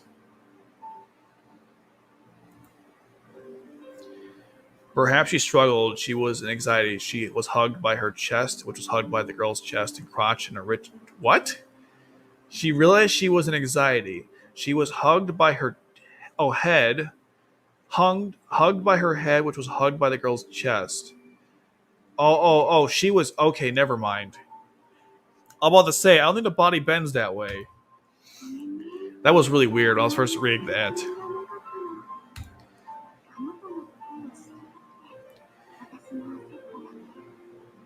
Yeah, no. The worst you can do is make someone anxious when you're not, or when you are. Still not sure why she has that outfit on, like the chains. I mean, or is this going anywhere? I don't mean to be impatient, but like, I get it. I know my memory. She's really gorgeous. Whatever. Can we get to like the next point? Here we go. This is where things get interesting. Watch this.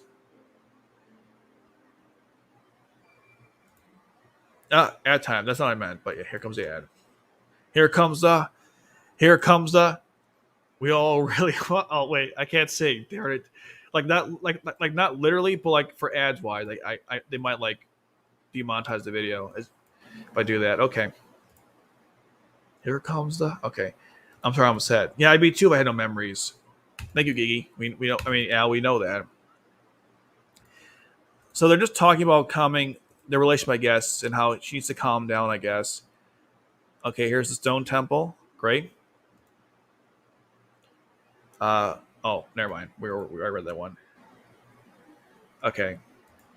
Here's the shards. Remember, they got to collect those as part of the game. This is important. Will this tell us where these shards came from? When her vision was blurred immediately after she woke up, her conscience was blurred. The stars continued to fall to the point of doubting herself. What does that mean? Is it metaphysical, metaphorical, or literal? It was beautiful, but a strange sight. Even a meteor shower will have no stars. So this is not. Wait, it's just a meteor shower. It has no connection to. Wow. Okay, that's a downer. What is a meteor shower? Yes. The biggest questions of life. What is a meteor shower? Well, good. Anyway, the stars are falling endlessly, as is my patience.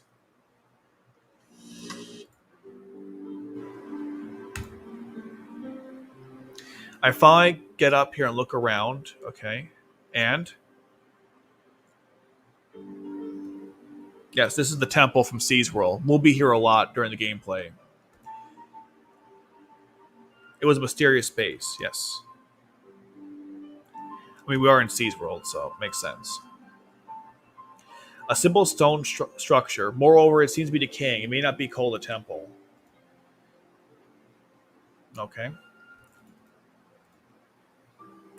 It's flowing in the sky now. You can see a simple staircase, but a few steps down, there's an empty night sky.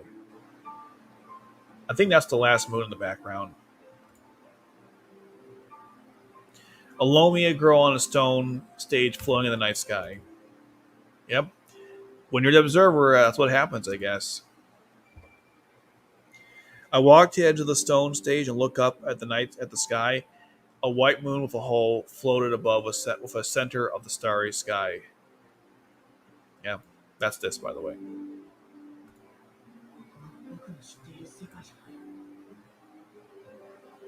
Not the world I know. Well, no, because it's the collective unconsciousness.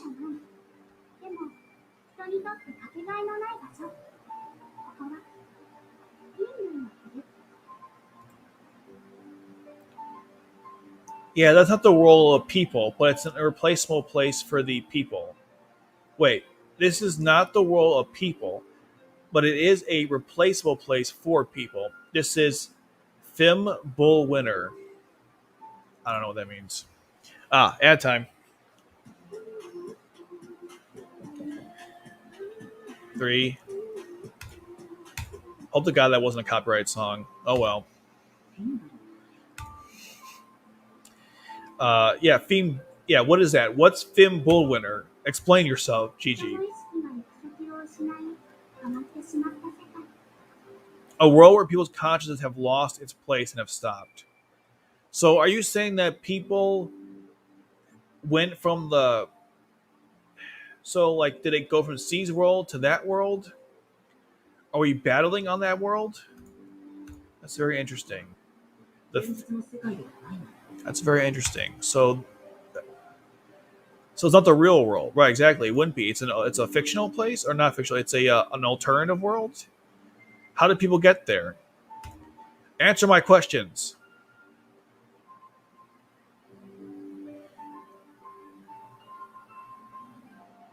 Yeah, humans live on Earth. I know that. What is that? Is that a? Is it a? It's a moon, right? This is very confusing. She turns to the girl for an answer. What this is? She looks so sad. I think when he turns to the girl, I think that's what I meant to say there.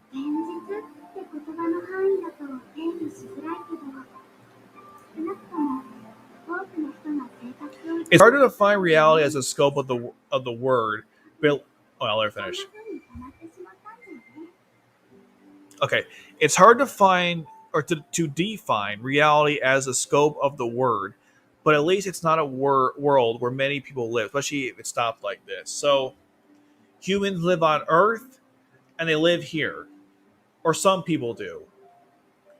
Okay, like aliens. What is this?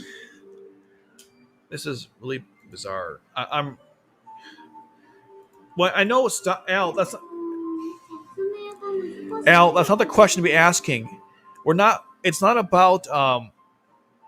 Stop means like the conscious is over. They're asleep. I would assume that's what that means. Up ad time. The question I have is, what is this alternate world they're talking about? Is this like another Earth? This is the confusing part. Is it our Earth? What's going on here? I'm. This is the confusing part. This role originally had an important role. It's an important role for both living and dead people. Yeah, C's World. So we're talking about C's World then. That's what this must be. I have no idea. But something made me unable to do this role because of that, and the role lost the original function, and the world stopped. So it must be C's World. That's what we're talking about. We're going like 1,000 directions here. That's why I'm in trouble too. Got it. Okay. I added at the end. Okay.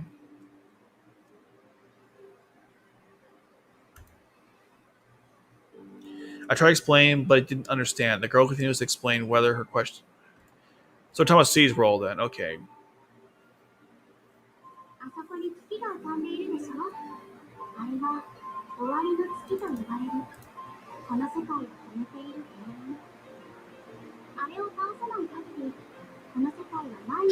So the moon is stopping.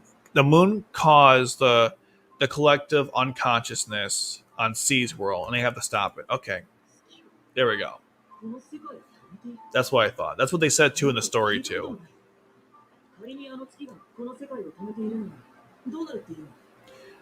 What if the moon stopped the world? It's more like how, but sure.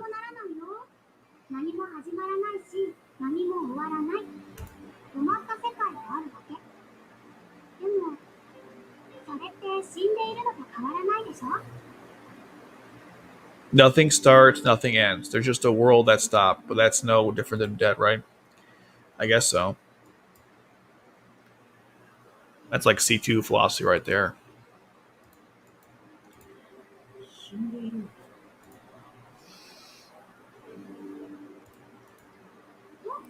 Well, I mean, yeah, if nothing ends or stops, then yeah, what's the point of existence? Yeah, no, exactly. What's the point of everything?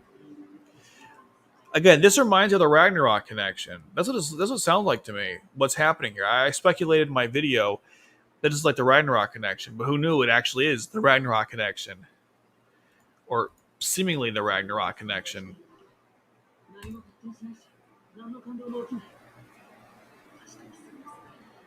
Right. Exactly. Okay. So I want to move this roll forward. Okay. So she's like Lelouch. They both want to get the roll going. Got it. Okay. That's why they beat the moon. Well, you want to beat the moon? Just call Piccolo. He'll blast it for you. He's very good at that sort of thing. The moon isn't the real moon, so it's not like a reason to break anything like with a missile. All you need is a piece of Geass. Oh, okay. What is Geass? Shards of Geass. Ad time.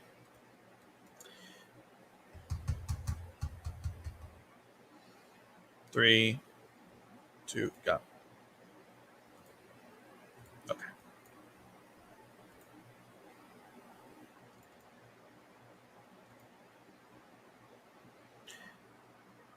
And I feel like I fall back in my eyes or something. Okay.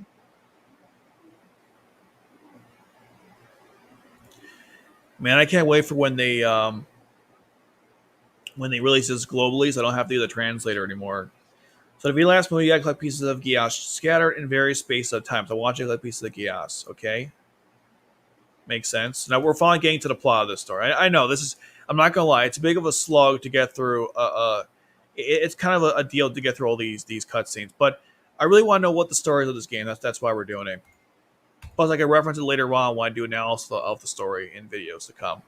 I really don't want to play through this again. As you see, it's not fun the first time, given all the ads I have to go through. So I do understand why, if you're like getting a little annoyed, don't worry, we're almost there. There's like one more backstory, and then the game actually starts. And I'll transfer my data, and then we'll actually we'll put some gameplay on here. There's not really going on here. It looks like they're just discussing how he's going to. Yeah, here it is. Okay, hold on. I want to redo this one. You have the okay. You have the phase transition Geass. With that Geass, you can go to various spaces and times, which is true, but he can also summon people, so I assume it has two effects. This is the most confusing part I have about this story because, see, I thought that, okay, so if he go a different time and space, that's one thing, but in the game, you summon people to you.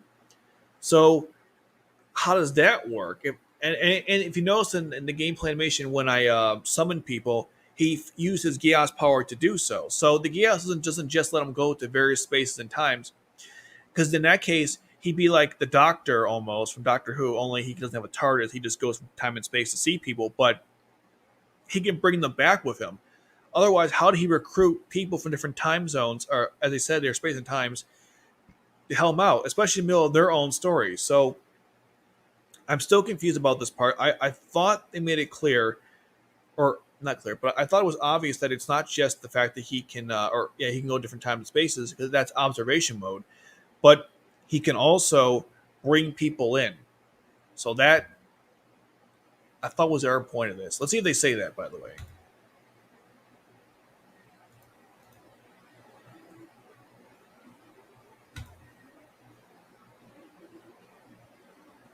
You'll see the story of the Kajin with the different pieces of Geass. Also, I don't think it stayed here, but I thought she gave him this power.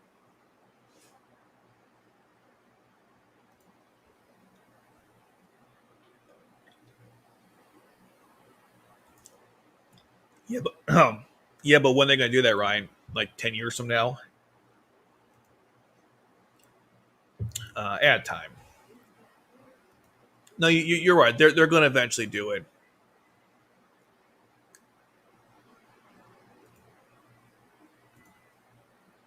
Then all this would have been for naught. Okay.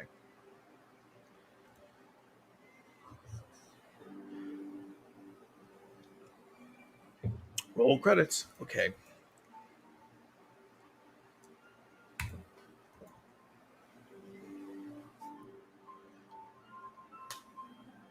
I believe it's he didn't understand what the girl was saying, but he knew what to do. For some reason, the translation is putting she instead of he.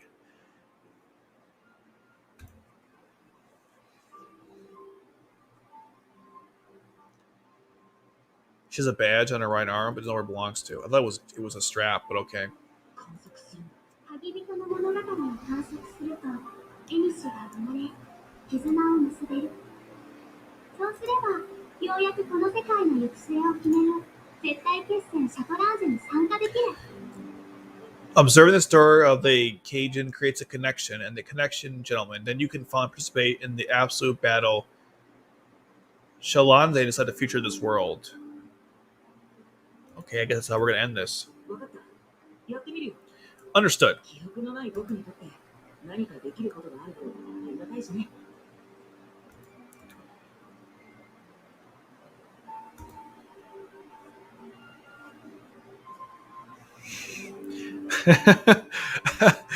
You know what? Al's absolutely right. I don't even understand either. That's probably That's probably why lazy and why it's doing that.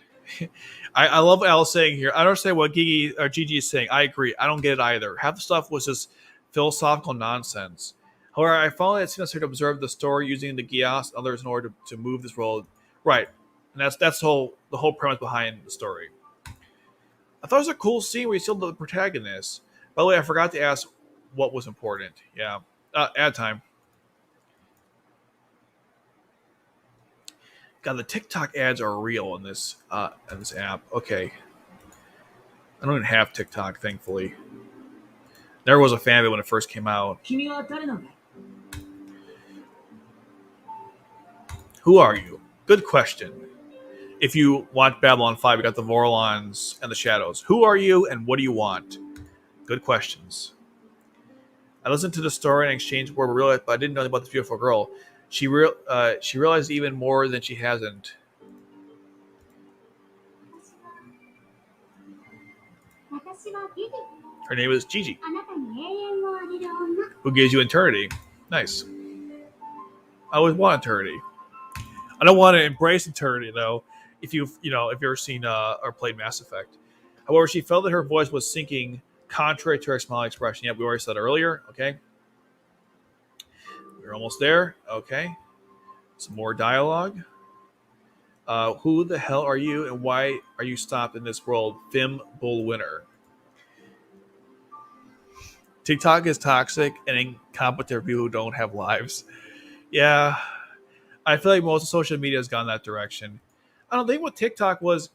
I thought that to use it, you had to like put your personal information on there, and then China was like using that or something. I don't know. It was a whole controversy when the app first came out, but I never saw like as a premise why it ever took off. Because if you want to make a video about people, I don't know, dancing or like shorts, there was Vine before, but you could also do that on YouTube. There was nothing to stop you from making a simple video of you dancing behind music for like a minute. I never understood like why there's so many platforms that do all the same thing. It never made sense to me. I mean, YouTube pretty much does all the other things these other things do. Same with Facebook. I'm not talking about the story because they're just saying the same thing over and over again. Oh god, more of this crap. This is anything. Alex got the shards. He has no memories. He wants to help Gigi. See, he got to help out. He got to go.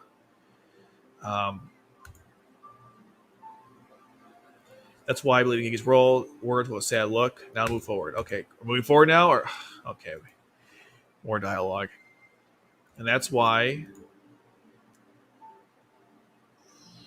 Here we go. Here's our first animation. We worked so hard for this. He's using the phase Geass power, which is really cool. Although I mentioned this in one of my discussions of the game. Why is it red? I mean, shouldn't it be a different color since there's no like immediate gain he's getting from using the power? Like when Luce used it, he gets followers. When Bismarck used it, it was to improve his, I guess, in combat role. He used it to stop people, etc., etc. But his Geass power doesn't really give him anything. Now compare that to someone like Layla's, who like combine people's minds together. So I'm not sure why it's red. It would have been cool if they made it a different color. I think that was a wasted opportunity in the game. Pal wishes awakening in the new world. Okay.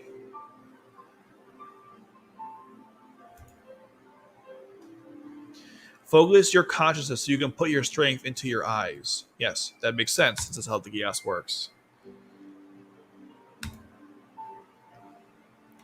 Then I get caught up in the feeling that something that made up of me changes into another form, and gradually the consciousness goes away.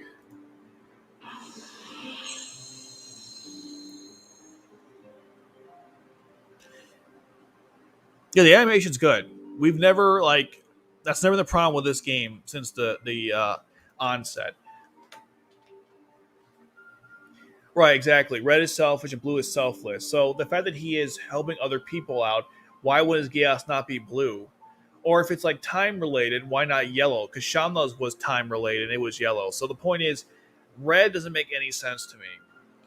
Again, it's a really minor nitpick, but it's one of those things where it's like, hey, the whole lore of Geass, you have access to everything. Why not, reference blue again? I guess theater capture. I'm awakening as the observer of Kajin, who spins the story. Okay, but who is the key man? We haven't seen him yet. TikTok, aka crap. Let's go. Okay. Let's see. Look at that. We did it. We got to the first one. Congrats, guys. We did it. That was quite a slog because of the freaking ads. Here's some advice from Kiryu. Sure, we'll take it. Advice is always a good thing. Actually, in order to read the next story, he has to win the battle of the stage story. Yep, that's how the whole game plays, by the way. You must go linearly. God, it took 1,000 years. Yeah, it was painful. And the reason why it's painful is not because I don't want to go through all that stuff, but it's like they kept saying the same thing over and over again. Only the first story of the story has been released, but beyond that, there are enemies trying to eliminate you. Of course, we know that. I haven't talked about who the enemy is yet. Yes, who is the enemy? Good question. We've been wondering this. I've been wondering since the time this game came out. As you read through the story, you'll eventually find out who you are. See for yourself who you are. That didn't answer anything. Okay, here's how the game works. So you can pick different characters from your selection. Now, I had to pick from the people that I have. He wants to fix this world. That seems pretty selfish. It's just that it helps other people in the process. Yeah, exactly. I think it should be blue. Oh, I should be translating these. So you lower the characters and then become friends at once. Yeah, because you get the intimacy with them. That's how you get alternative versions of them in the game. The maximum number of characters that can be organized is 2 in the avant guard and 3 in the rear guard. The avant guard is attacked and he is afraid, so be careful. I think that's not right. Yeah, that's actually very important too because you don't want to put your I guess healers in the front line. You want them in the back. It's one of the strategies of the game. I'd say basic. Each character has a type, so the point is to arrange according to their type. Okay. Add time. Okay, finally a good ad. Funimation. I mean, I you know what? Speaking of Funimation, they released Robotech, right? On they released this whole Robotech special edition thing. But here's the problem with it, though. They removed Macross, Mospeeda, and Robotech from Tubi, Voodoo, Pluto, and everywhere else. I mean, it's so irritating because those were free on those sites, and now Funimation removed it because they're trying to sell their Robotech thing, which nobody wants. People want a remake of Macross, and I agree. Or not a remastering of Macross. So annoying. All right. Sorry about that rant. Just so I see Funimation, that's what I think about right now. Because they ruined Macross by taking it off other sites. It was free for the longest time on Tubi. Not hurting anybody, but Funimation had to remove it. I mean, I assume they did because the correlation kind of goes together, right? They got the rights for Robotech or something. Then all of a sudden, the sites that were showing Macross weren't showing it anymore.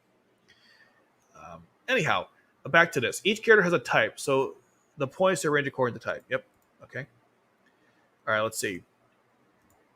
So there are 4 types. You have the sword, attack type. You have the strategist. The type has the skill to interfere with enemies such as abnormal conditions. In addition, Predator is given. I forgot what it says. I can't read it. And support type. Defensive type. A type of high-grade defense and HP. Place it in the avant-garde, which is susceptible to enemy attacks. I think you shouldn't then. Or no, you should. Yeah, because you're right. It should be in the front lines. A type of recovery and strengthening skill. Since HP and defense powers are relatively low, place it in the rear. Cool. Okay.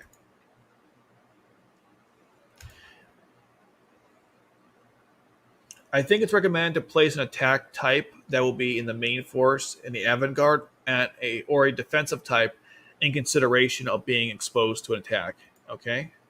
Like Lloyd's a tank apparently in this game. We're going to see that later on.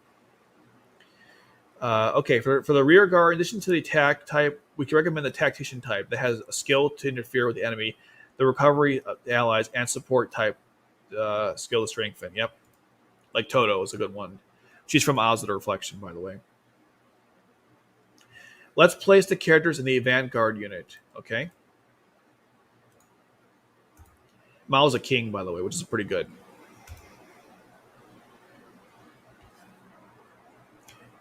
Look at Renya. I don't think Renya had a Geass power. He only had the cursed arm, which grew as the story progressed. It wasn't really a Geass ability. That's a whole nother thing in general. You can set a code link. Yeah, code links are the as I mentioned before. That's how you enhance your characters, which we'll see in a second here.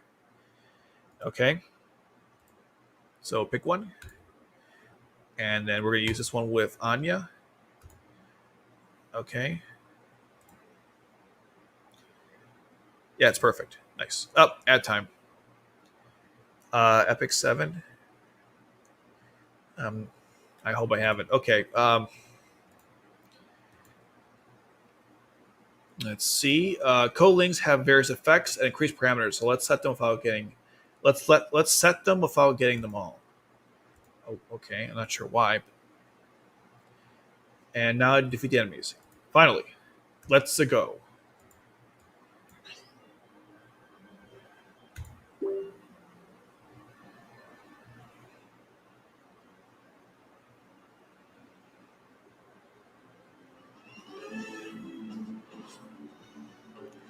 All right. I'm not gonna go through this. Let's just tell you how to play the game.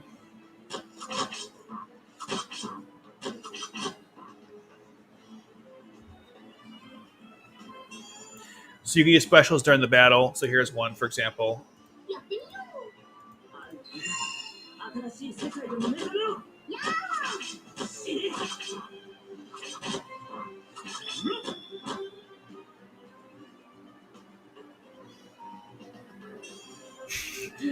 That will be fun if Chizuko was a playable character. Then you have Geass powers you can use as well. There's different types in the game.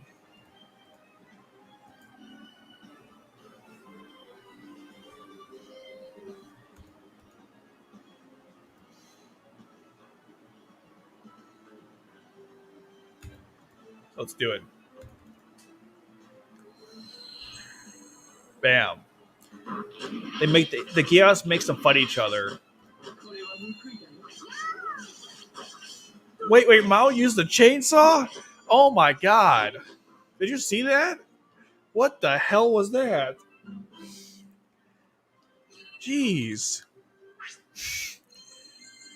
You got a point there. Would Mao even want to help save the world? Probably not. Okay.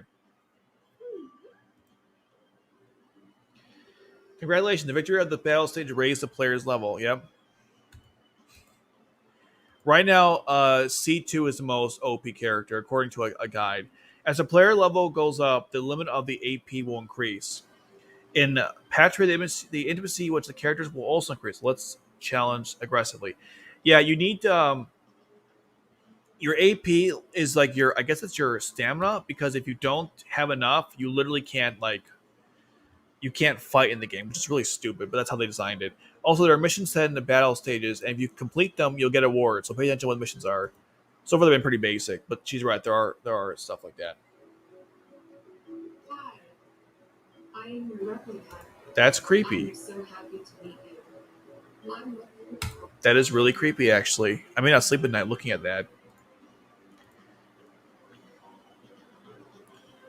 Okay, you can skip and get intimacy battle stages. They have completed all missions. You can skip and get intimacy years.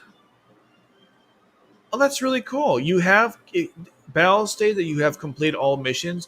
You can skip and get intimacy year XP without battles. That's kind of convenient, actually. If that's a thing, I like to do that because I want to get all the intimacy from my characters, but I'd rather not, waste my time with it.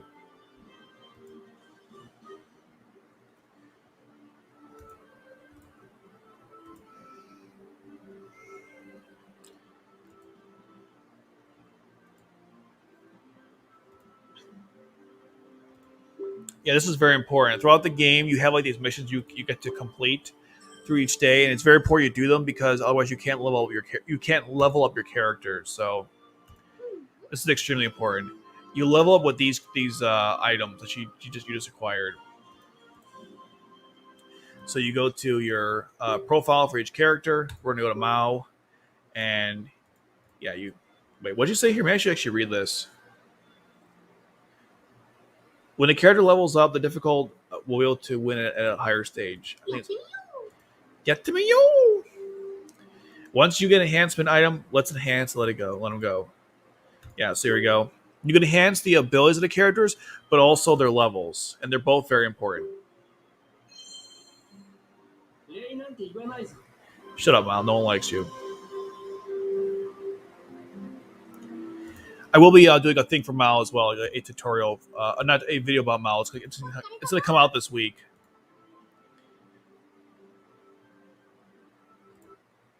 You know, I thought there was another.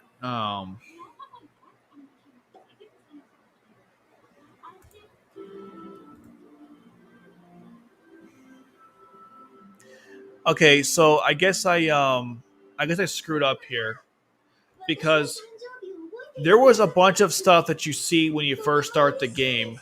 I guess because I didn't uninstall it and reinstall it, we didn't get a chance to see it. Because there's actually Yuffie, be quiet for 2 seconds. Once I let her finish. Yuffie, be quiet for 2 seconds. Okay. By the way, what the hell's with? I'm not even gonna ask. Anyhow, there's an animation that shows the game when you first play it. It has all the protagonists fighting and saving what's her name, Gigi, and it also has a what is it? A scene of Gigi or Gigi in the army, and for some reason, you don't get the chance to see that again unless you uninstall the game and reinstall it, which is such garbage. Man, they really fan service all the characters in this game. Like, no one looked this like. What the hell? Yes, thank you. I downloaded the game. I'm gonna have I made a tutorial, by the way, to do it. I was gonna release it today, but I got stuck on the thumbnail. It'll be out tomorrow. It goes through all the information you need to know. If you're impatient, there's also a post in my community tab that has it as well. If you're wondering, Lewis. Harem King will have a global release. Who the heck knows? I hope it's supposed to. The question is when. Yeah, make sure you log in every day because you get bonuses. That's very important. You get a bunch too. You get whatever the hell this is, and then like the creature. I'm not sure. It's just really creepy looking. Okay. All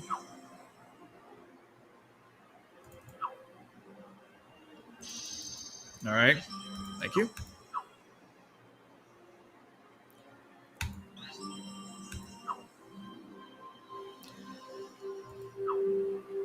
All right. So there we go. Now this is the main game. I'm going to out quiet. Don't smile like that. That's creepy. Okay, you can go through the characters like this, by the way, if you're curious. You can hit them all and they'll talk and stuff. Okay, why they put Fukuba in the mountains with her outfit? Why is she a Narita? It's kind of weird. Anyway, that's all the characters that I have so far. Okay, what I'm going to do now is I have a code. Hey, get it? Code? I'm sorry. I'll leave now. No, I'm going to transfer the data from my other game to this one.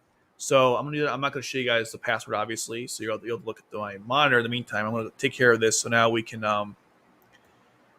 so you can see the actual, my actually good stuff. So let me take care of that.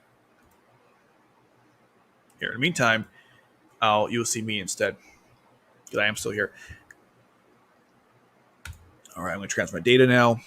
I was really hoping that we'd see the other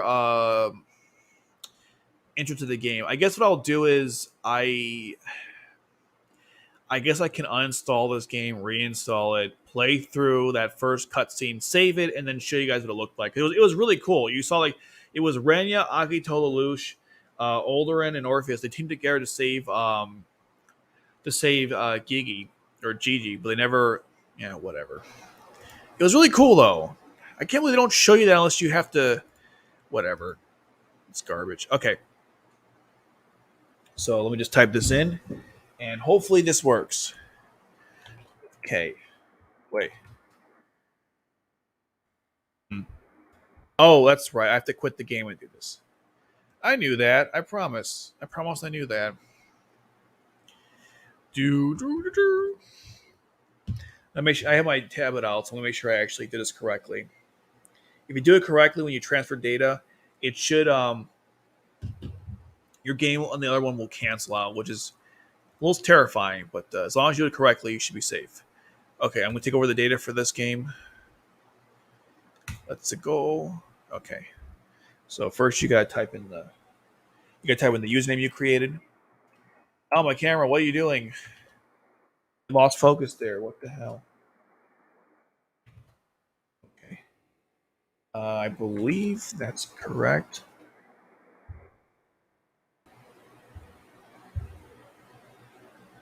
Not sure what that was about, but okay. Um,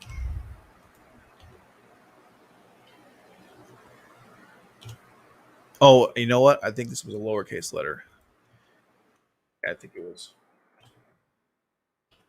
Okay, that's what it was. Oh, no! It was capital. All right, all right. I promise I know what I'm doing. Okay, I hope so.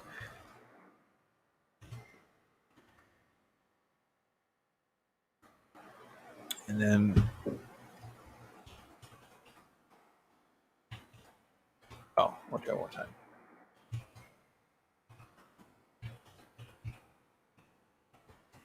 All right, here we go. Work. Fingers crossed.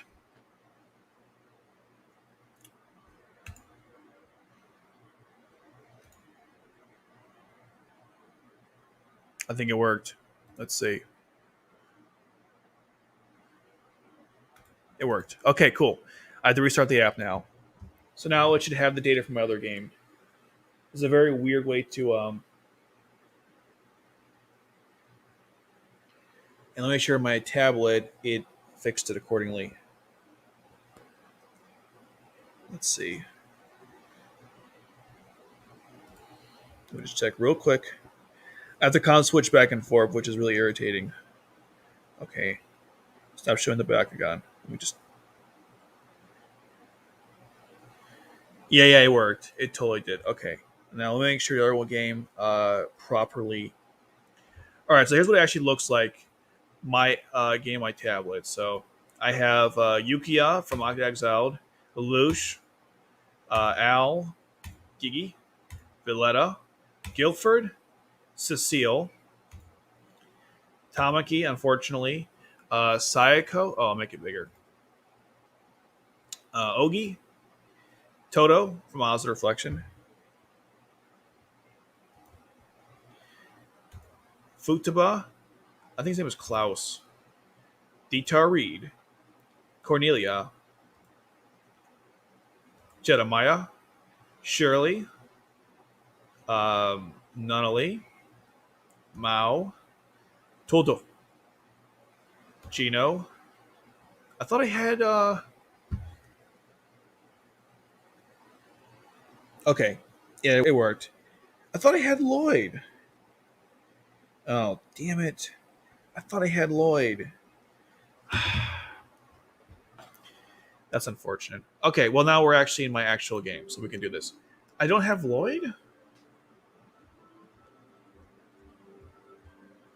I don't have Lloyd. Oh, darn it. Okay. All right, now we're actually gonna start doing some gameplay stuff. So I'm going through. So we could go through the story of Janissary Code. I think that was actually the plan. So I'll start with that and see how far we get. So we'll go here. Yep. So you go to the different things in the story, like these stages. No, because Tamaki is a rank 2 and Lloyd's ranked 3, so it wouldn't work. Up ad time.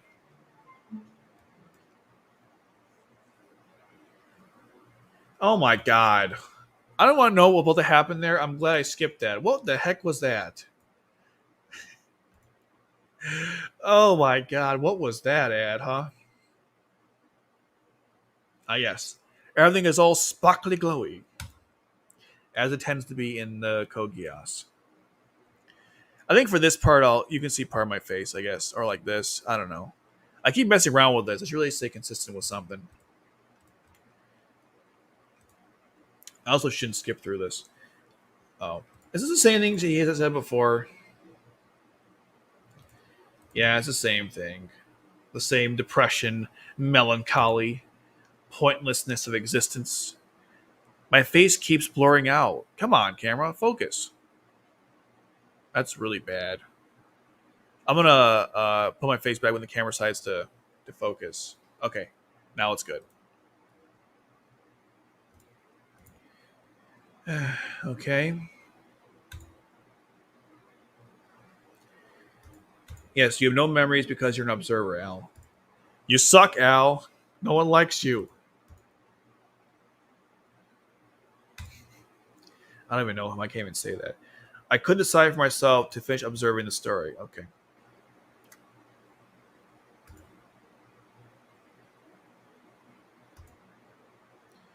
Please not get that ad again. That was really creepy. Oh, thank God. Just food. That guy was going to finger bang her, I think. I think that's what that was. That was weird. Man. Don't let anything become an app these days. Even finger banging. Yes, back to this whole Film Bull Winter.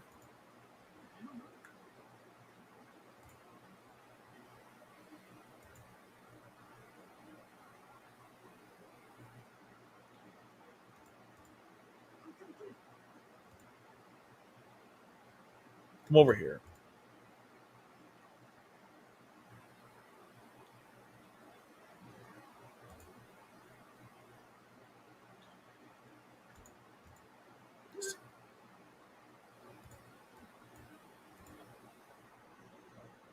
An S.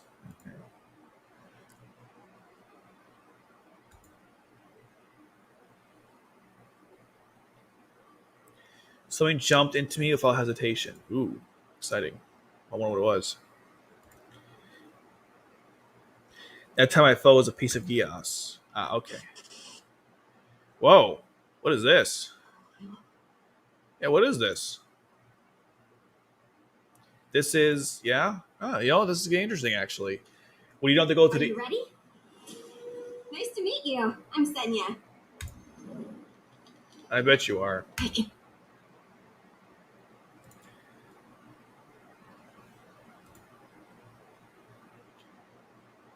Low, that goes... I must be really tired. That's not funny. A snowstorm, deep land that continues forever. Two figures looking on itself. Okay.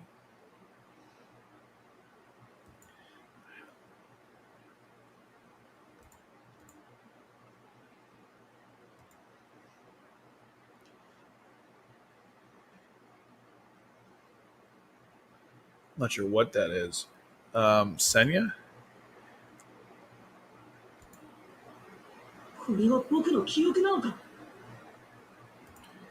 You mean Renya? I'm not sure. Who's Senya? Oh, this is his memories. Ah, okay.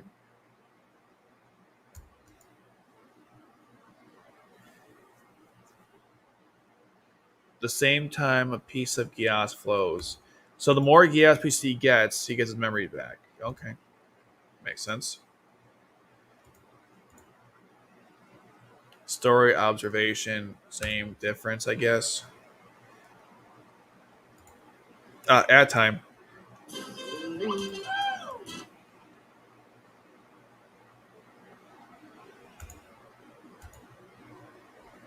Okay.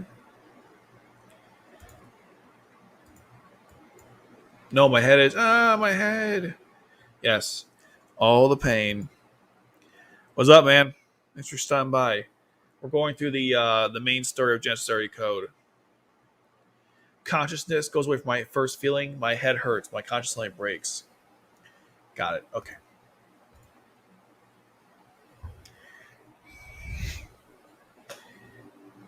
Well, look, when you're making a game, you have to introduce new characters. If you play any anime game, they always put new characters in there. Look at the new Dragon Ball Z game, and it's not that new anymore. But Fighter Z, they had Android 17 and might have been someone else. And that other Dragon Ball Z game, they had like other people too.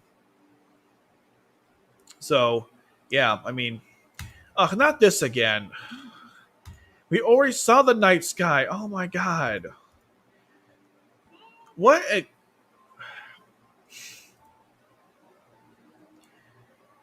So now Gigi is a maid. All right. Look, I guess there's gonna be different outfits of her. Seems kind of out of place. Why are we rehashing the same thing? What is going on here? Yes, Gigi. I'm not Gigi. I'm Rigi. Oh shit! I thought you were going to play one of those games. What's the ad gonna be this time? Oh, thank God, it's just food. Man, some of these ads like you. I'm not sure you guys saw, but the finger bang one. That. What the hell was that? Okay. All right. Does Gigi not remember talking to him earlier? Why is she acting so strange that he got the name right? What's going on here? Gigi, you are yes. もうギギちゃんなんて言ってるの？ I'm always saying Gigi-chan. What? そうじゃない。ギギ。Can she not follow the conversation? No, Gigi, you are. Hmm? I'm confused too. どうしてそんな格好で膝枕をしているんだ？ Why are you wearing a knee pill like that? What? What's he talking about? He's wearing a maid outfit. Yeah, why are you wearing a maid outfit besides the fetish? メイド服だよ。 It's a maid outfit? She didn't even know. Oh, ad time.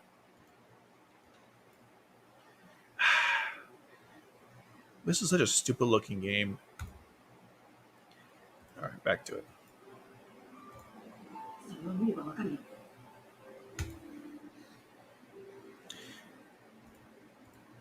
記憶がないって言うから、こういうのも知らないと思ってた。 So they both don't have memories. Got it. Okay. Well, she was in the army in the past, apparently. それはメイド服だってことだよ。 Y'all think Johan. Oh, Johan. だったら、どうよ。言ってくる？ The most famous cross-dresser in anime. Do you feel good, Master? Do you feel good, Master? 顔が使えって。 Oh my god. Really? We're going this route with the story?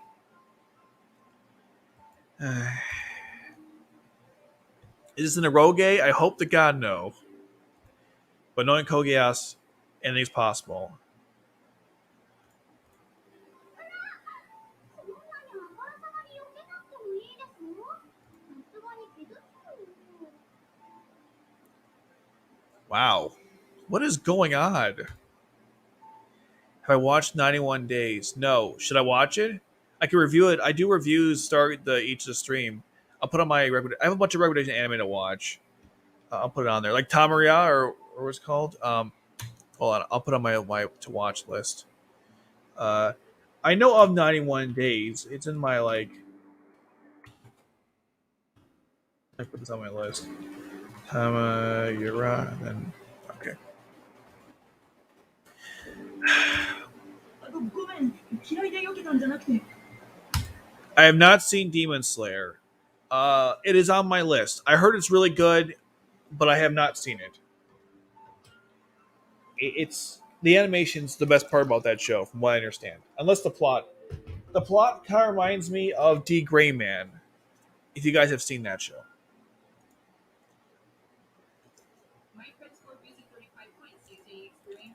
Shut up. Let's go back to those other ads. By the way, where can I watch Tamayura? Is that on all the major streaming sites? It's like a Funimation thing. I can probably find it on my own. I'm just curious. Because I'm not sure if you know or not, but I have like a guide to all the anime streaming services, and I don't recall seeing that name come up when I was going through the different shows.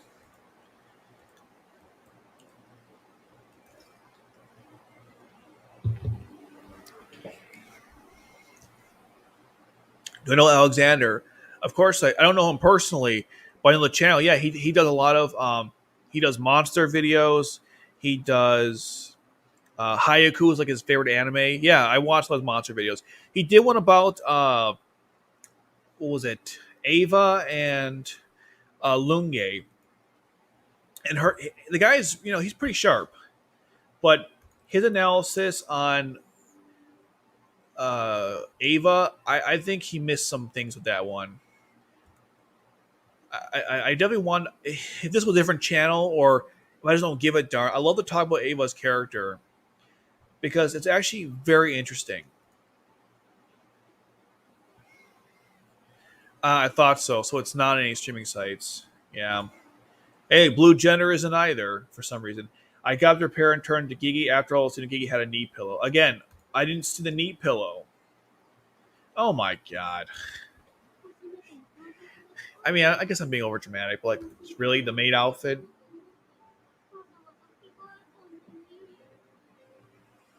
and your hair too, apparently.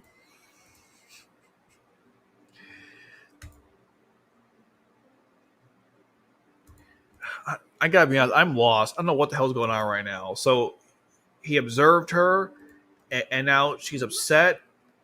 So she changed her clothing. I'm lost.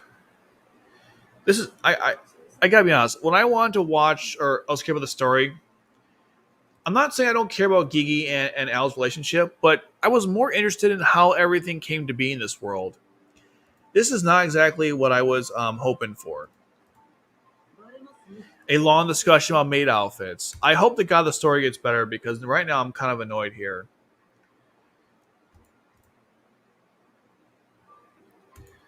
Okay, you made Gigi happy. Thank God. Can we save the world now? You know, the reason why we're doing this to begin with? What the hell? I.e. Sanaging? Okay, bad translation there. But it's hard to wake up. Okay. Soda, really? Oh, I see. Okay.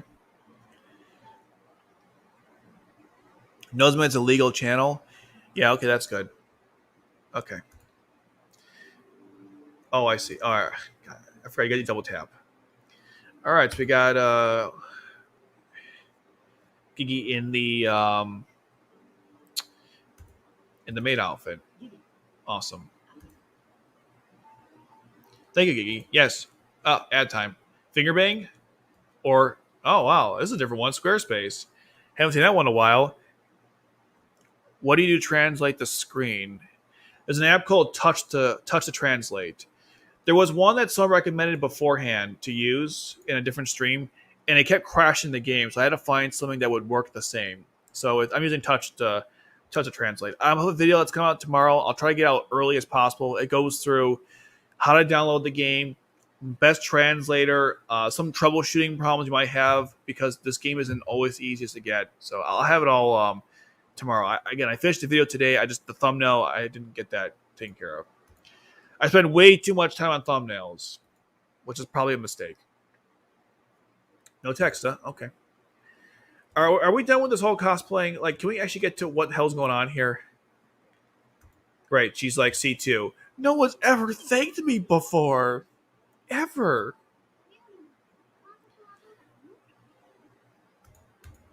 Okay. No one's ever thanked me before. You're right. No one ever has. Observation. That was it. Observing the story. Okay. All right. Great. Okay. I used Geass to observe a story about Geass. Okay. Not for the first time. Okay. Man, what a slog. I don't remember, but it seems I was observing before this observation. It's a feeling, not a memory. Yeah, the temple, because he thought he remembered something, but he didn't. Okay, however, what makes the observation different from the previous one is that I remember the story I observed. Ad time, figure bang, or SC Rush. This site is so expensive. It's like $100 a month. It's crazy if you wanted to use it. Absolutely absurd.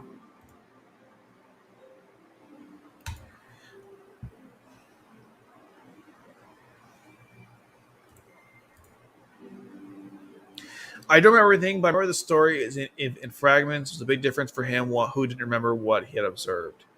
Yeah, Al's memory is in the shards. Apparently, he's gathering. That's what I get from this. But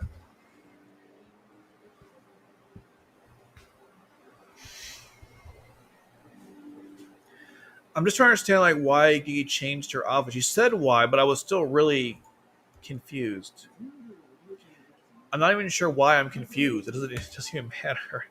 I don't know. Um, 部分的ではあるけど、完結した物語を覚えてる？ look, if they're gonna release it globally, just put subtitles. I don't even care. You don't have to get the dub team. Just please, just get subtitles for God's sakes.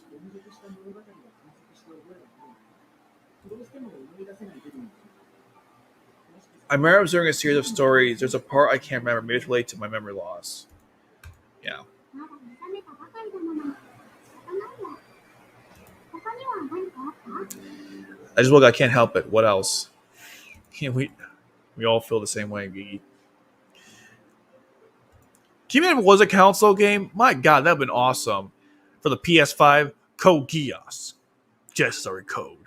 But instead of like the whole like gotcha thing, you'd have more like turn-based like Cyber Sleuth. Man, a Code Geass Cyber Sleuth game. That'd be pretty cool. That game was good, by the way. Cyber Sleuth and also Hacker's Memory. Those were such good games.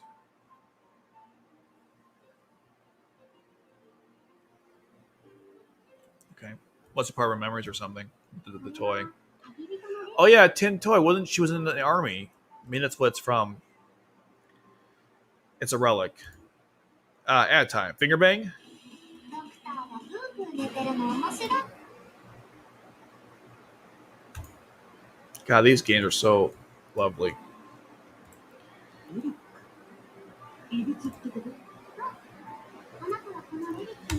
mean, I don't think they dubbed Bleach Brave Souls, so I doubt they're gonna dub this game.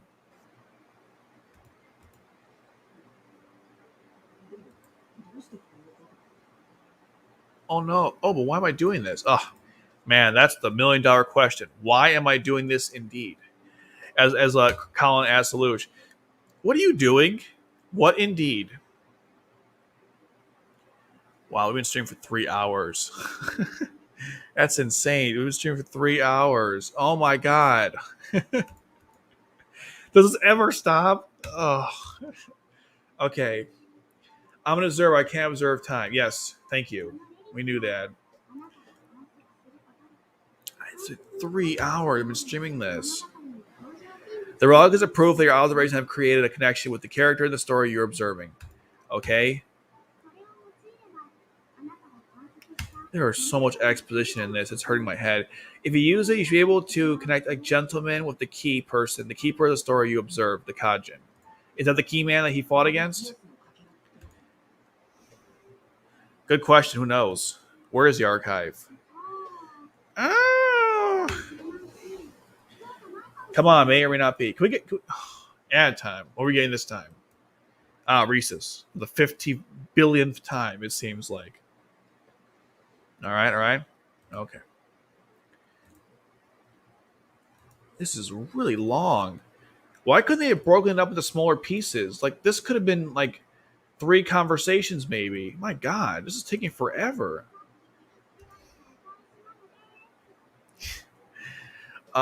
Gigi, return to her earlier, okay? Oh my God, are we done? Damn it. Not damn it, but, like, can we get to, like, the actual plot-relevant stuff? Like, they're talking about relics and stuff. Oh, great, we can see her underwear. Thank God.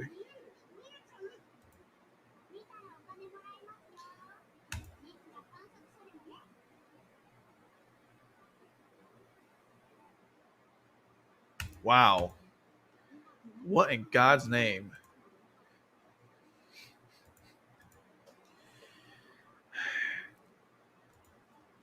Oh, the joke. Okay. I think we're done. The mouth of someone who smiles gently. Yes. No, we're not done. Okay. Add time. Pluto. Finally, the first thing I ever really liked. Pluto's a really good. If you guys don't use Pluto before, it's a great streaming service. Probably one of the better ones out there, and it's free, completely free. It's taken a while. I'm not gonna lie. It's Geass stop spinning. Great. All right. It's not like that. Like if it was a long conversation about something important, I might be interested. But this is a back and forth about there's his memories. He can't remember stuff, and he needs to like recover shards and stuff to figure out what it is. And was that thing he saw earlier with the temple, was it a memory, an observation? Ooh, close up. And we don't know. So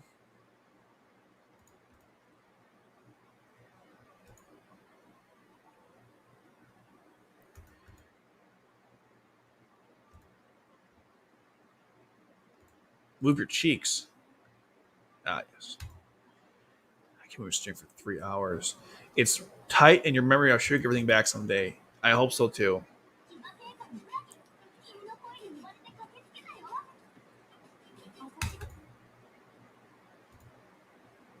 Okay.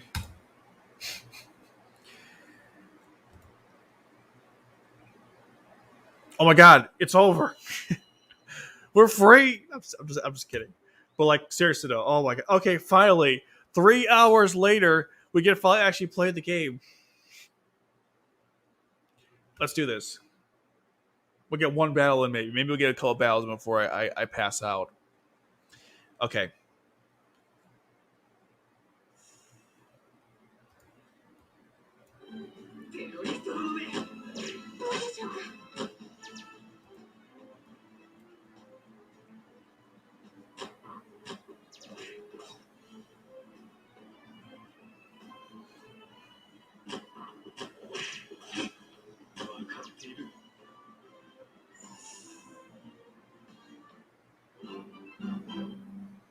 All right. First battle's in the books. Well, on stream. つい本気を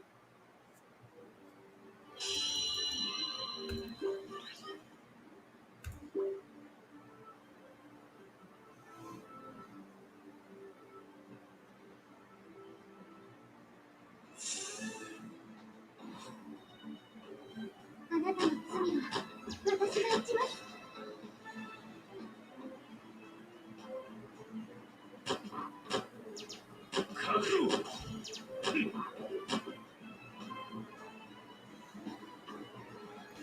I think I'm gonna do like teams of like not necessarily like factions. Like I have like Lucius family, the Black Knights, Team Japan, Team Britannia. When I get all the characters and they're all leveled up, it's auto attacking. You don't tell them what to do. The only thing you can control is when they use their special abilities. Lou, shut up. As I was saying, you can control when they use their special abilities. But other than that, no, you don't. You don't control anything. You just watch.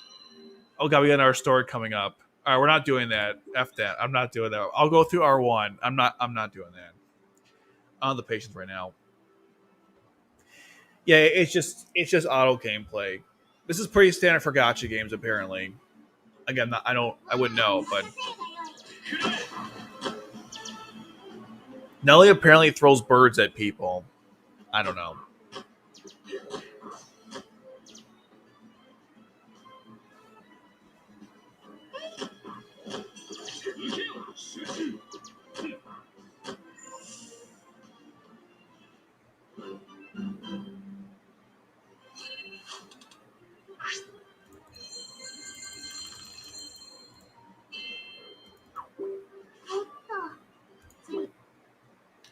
All right, we're not doing that. We're gonna do something else. I'm gonna back up here. Oh, let's see. Oh, but I'm still. Yeah, but I can't get past these rounds though. Okay, what else? I got some. Let's check the missions really carefully.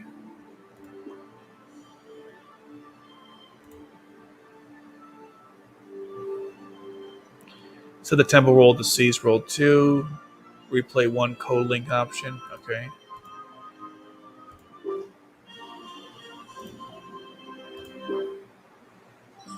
Cool. All right. We can. How much money do we have? It's not enough. Tease. Okay. Man, Yuki is really creepy looking. If that was the intention, I don't know. And not only is a healer, that's her. Oh, I can break limit. All right, we're doing it. Doing it. Oh, God, that's expensive. All right, I'm gonna cover my eyes.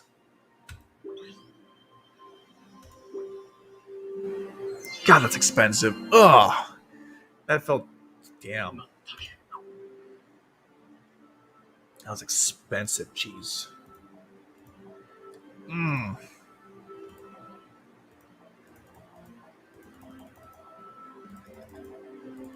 that was expensive. Okay. I'll get him to level 20 because Lucius is really powerful. I'm not gonna lie, he's one of the strongest characters in the game. So, all right, but they're gonna die. I don't think you understand how this game works. They're going to die.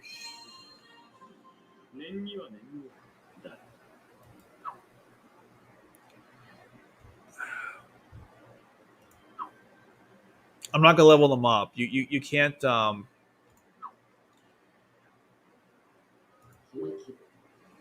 if I was to, I can show you a little bit, but we'll go like, all right, we'll do this one. But I get this feeling they're not gonna live. Maybe Lelouch can cover for them. I'm joking. He won't be able to. All right, I'll put Mao in there, but it's gonna get ugly, guys. We won't get the best score. And you said Detard. Ugh, I like Detard's character, but all right, here we go. Do I have any shield characters? Oh, Toto is a shield. A shield. Interesting. All right, here we go. Watch the magic happen, or lack thereof. Hopefully, Luch can cover for the teammates. Here we go.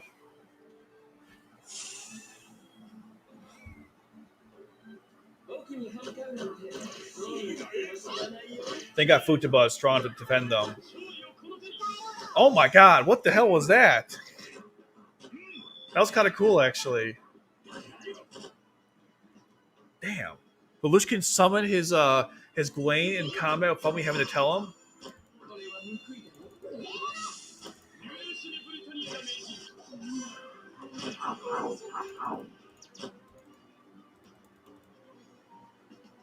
Oh god, we're so gonna die.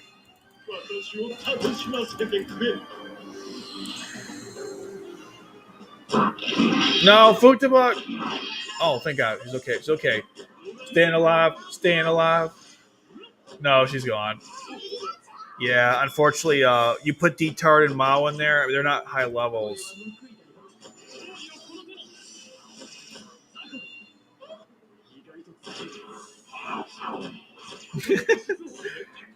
Look what you did. You killed the Lush. Yeah, we lost. Okay. I said it was going to happen. You got to understand, the way this game works, you can't just put whoever you want. You can only put the best characters in. But I did it as a request. Going forward, I have to like level them up. They're too weak right now to compete. So I got to change this up. So I had this wrong the whole time. Good thing I went to that tutorial. The shield and attacker should be in the front line. I had it completely reversed. That's why my team kept dying. That's good to know. Who was here before? Yeah, who was here before? Huh? I have like Valletta. I'm like, who the hell was here? Valletta doesn't make any sense because she's not really. Well, whatever. We'll put her in there anyways. Charles European is not in the game yet, but more likely he'll probably be in it. They said 1 million characters, so.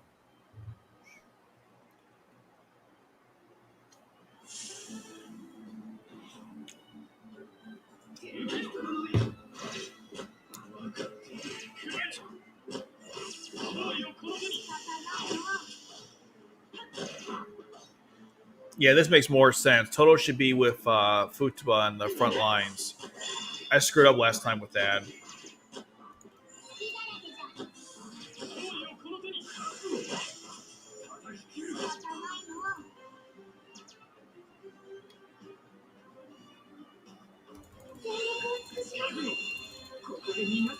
Gecko.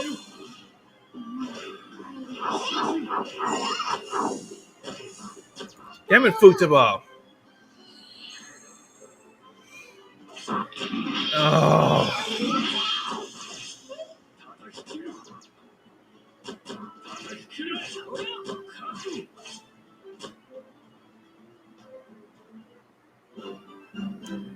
we won, but if you lose a character and you don't get the benefits of like the. Oh my god. Hmm.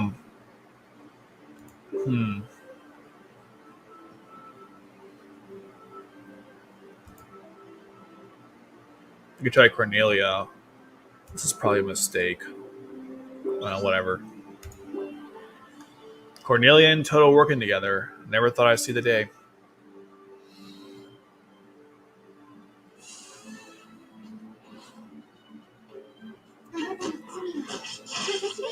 Oh, she's getting beat really bad.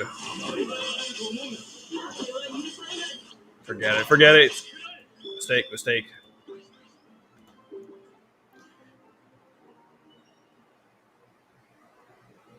Mm.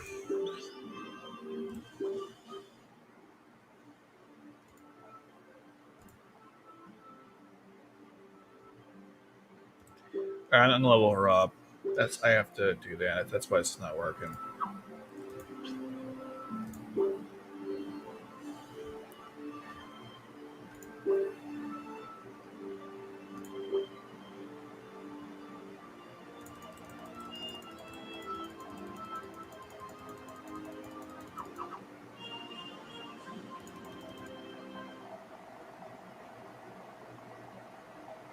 Got it. Okay. お主の働きぶり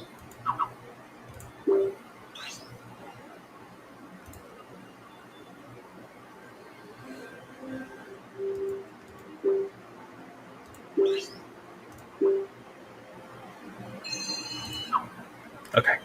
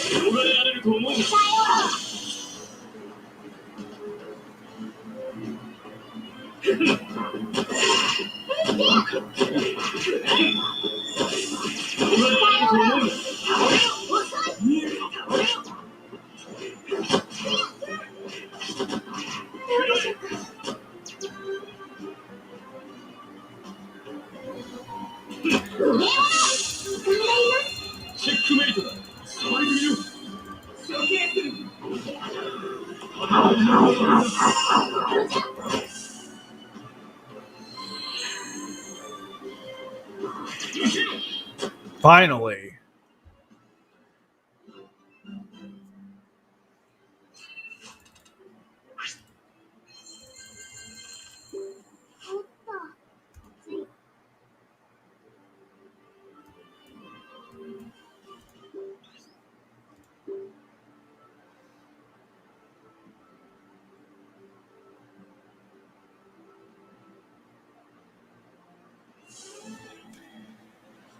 Okay.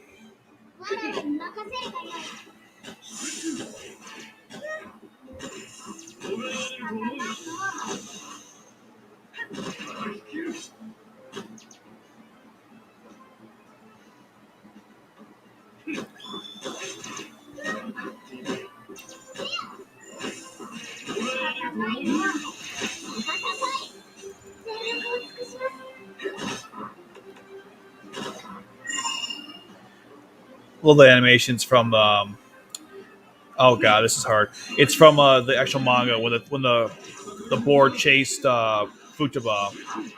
Damn it, Toto!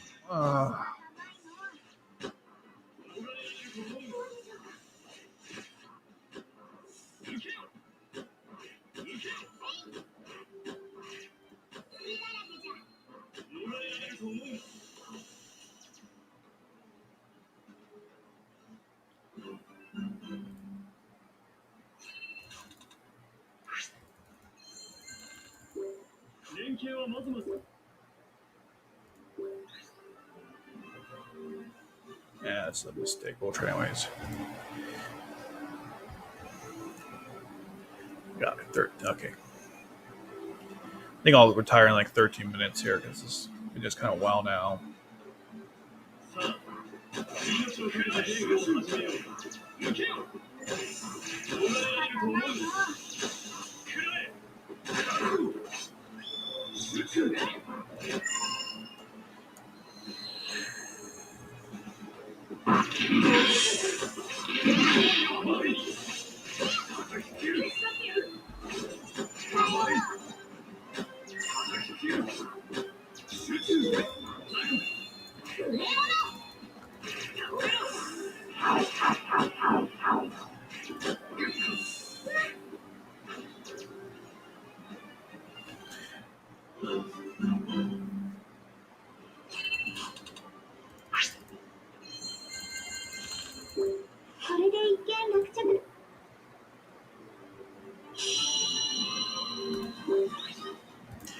Now, since we know the story of Kogi, I can just skip right through this. So,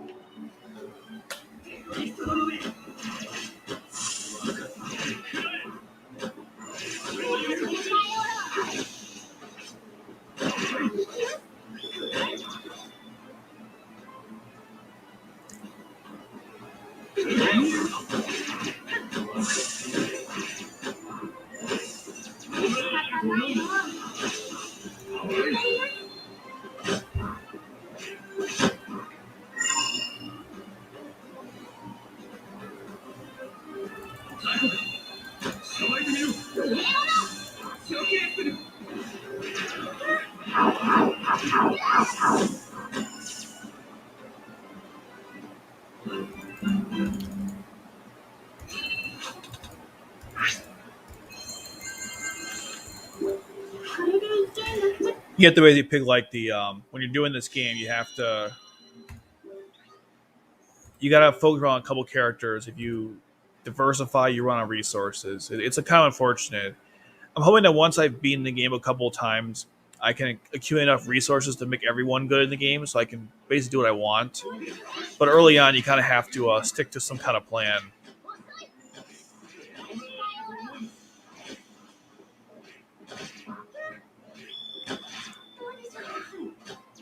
I happen to like Fudabo's character because she's a sword, a knight, and also very aggressive in her very powerful character.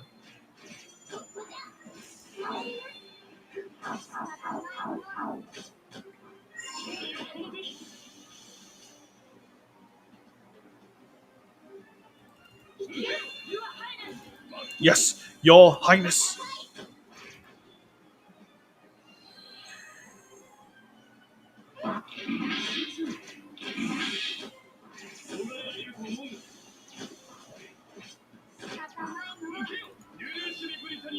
Command you. I am.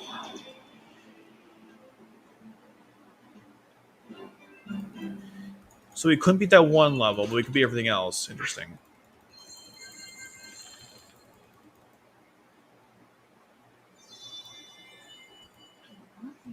Was she level 4? Okay. When you get 5, you get like the alternative appearance of them. But we're not quite there yet. Okay. I'm almost done actually with the first chapter. There's a boss fight coming up soon, but it's. Yeah. Hold on, let me do something real quick.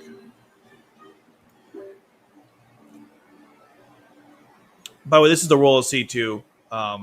This is where you level up like your Geass power and other attributes that like make the gameplay overall easier. Okay, I'm going to play some ads, but I have to get some AP. So I do apologize in advance for this, but that's a good ad to watch. シリーズ初の新作スマートフォンゲームコードギアスジェネシックレコード Alright. You need AP to like keep playing this game, so I have to collect all the APs. I think it's your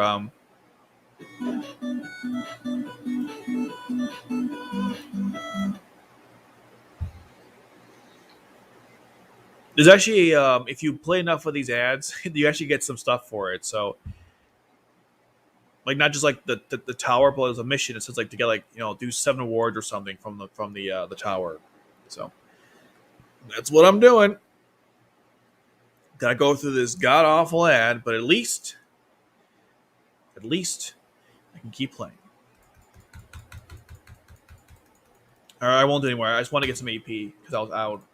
We're good now though. Okay, yeah, we're good. I'm gonna try see if I can unlock something before the day's out. The day's already out. You know what I mean. The night's out.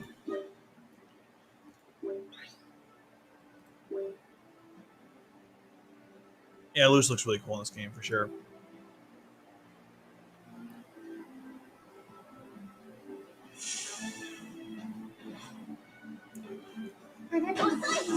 Oh god, Tamaki.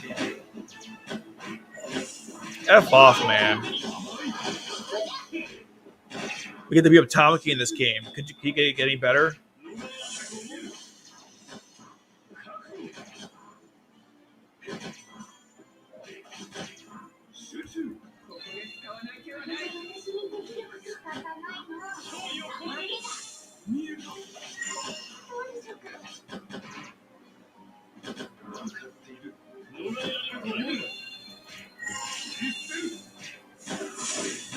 No, that's not Kaguya. It's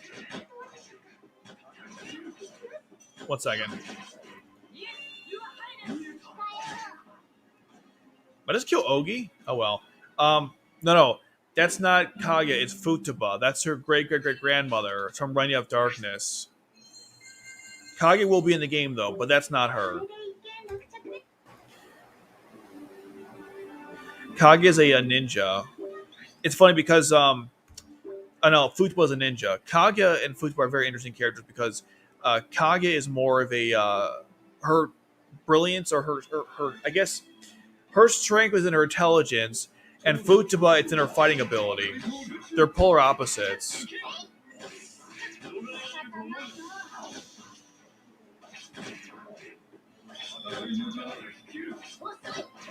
Man, Toto's barely hanging on right now.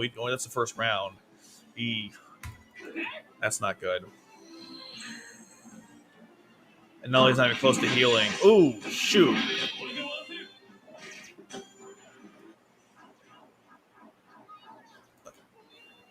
Please heal Toto in time. Yeah, it's gonna be kind of rough, especially if we have to fight Zero.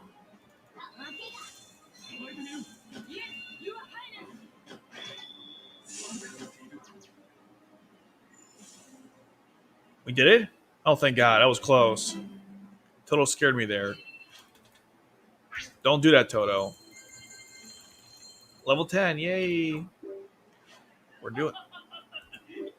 Wow, was it that funny?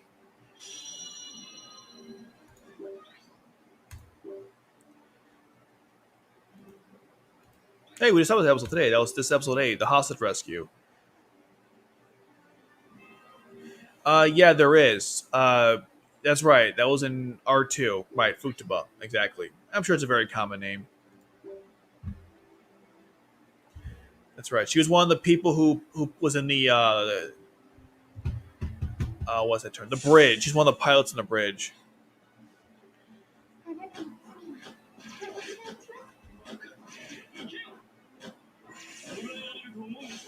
This fight's really intense.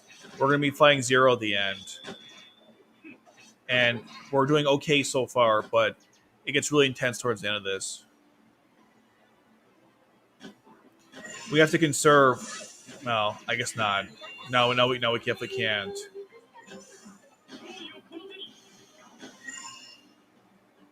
Here's what gets crazy. We're gonna see.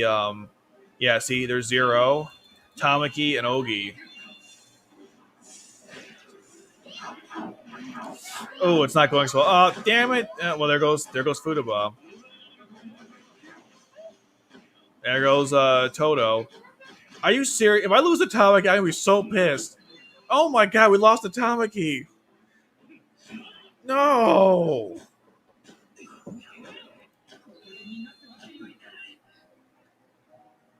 Freaking Tamaki. It's your fault, Valletta. You're the one who lost it for us. Darn it. Well.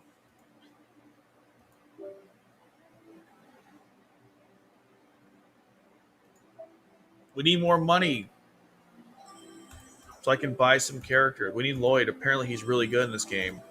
But, yeah. Poop.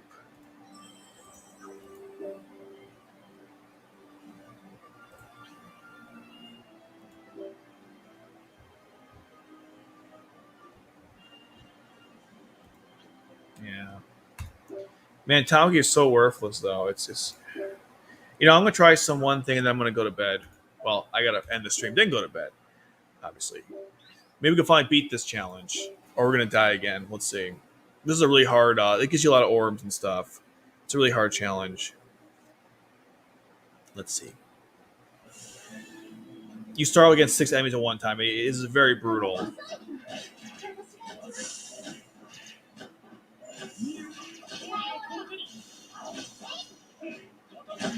We lost total in the first round. We just started. And Futaba.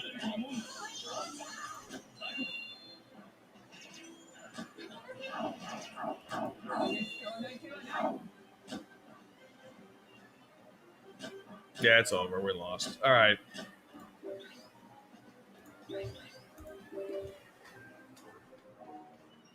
We've been streaming for 3+ hours now. This is the longest I've ever streamed before, and I'm exhausted, to say the least.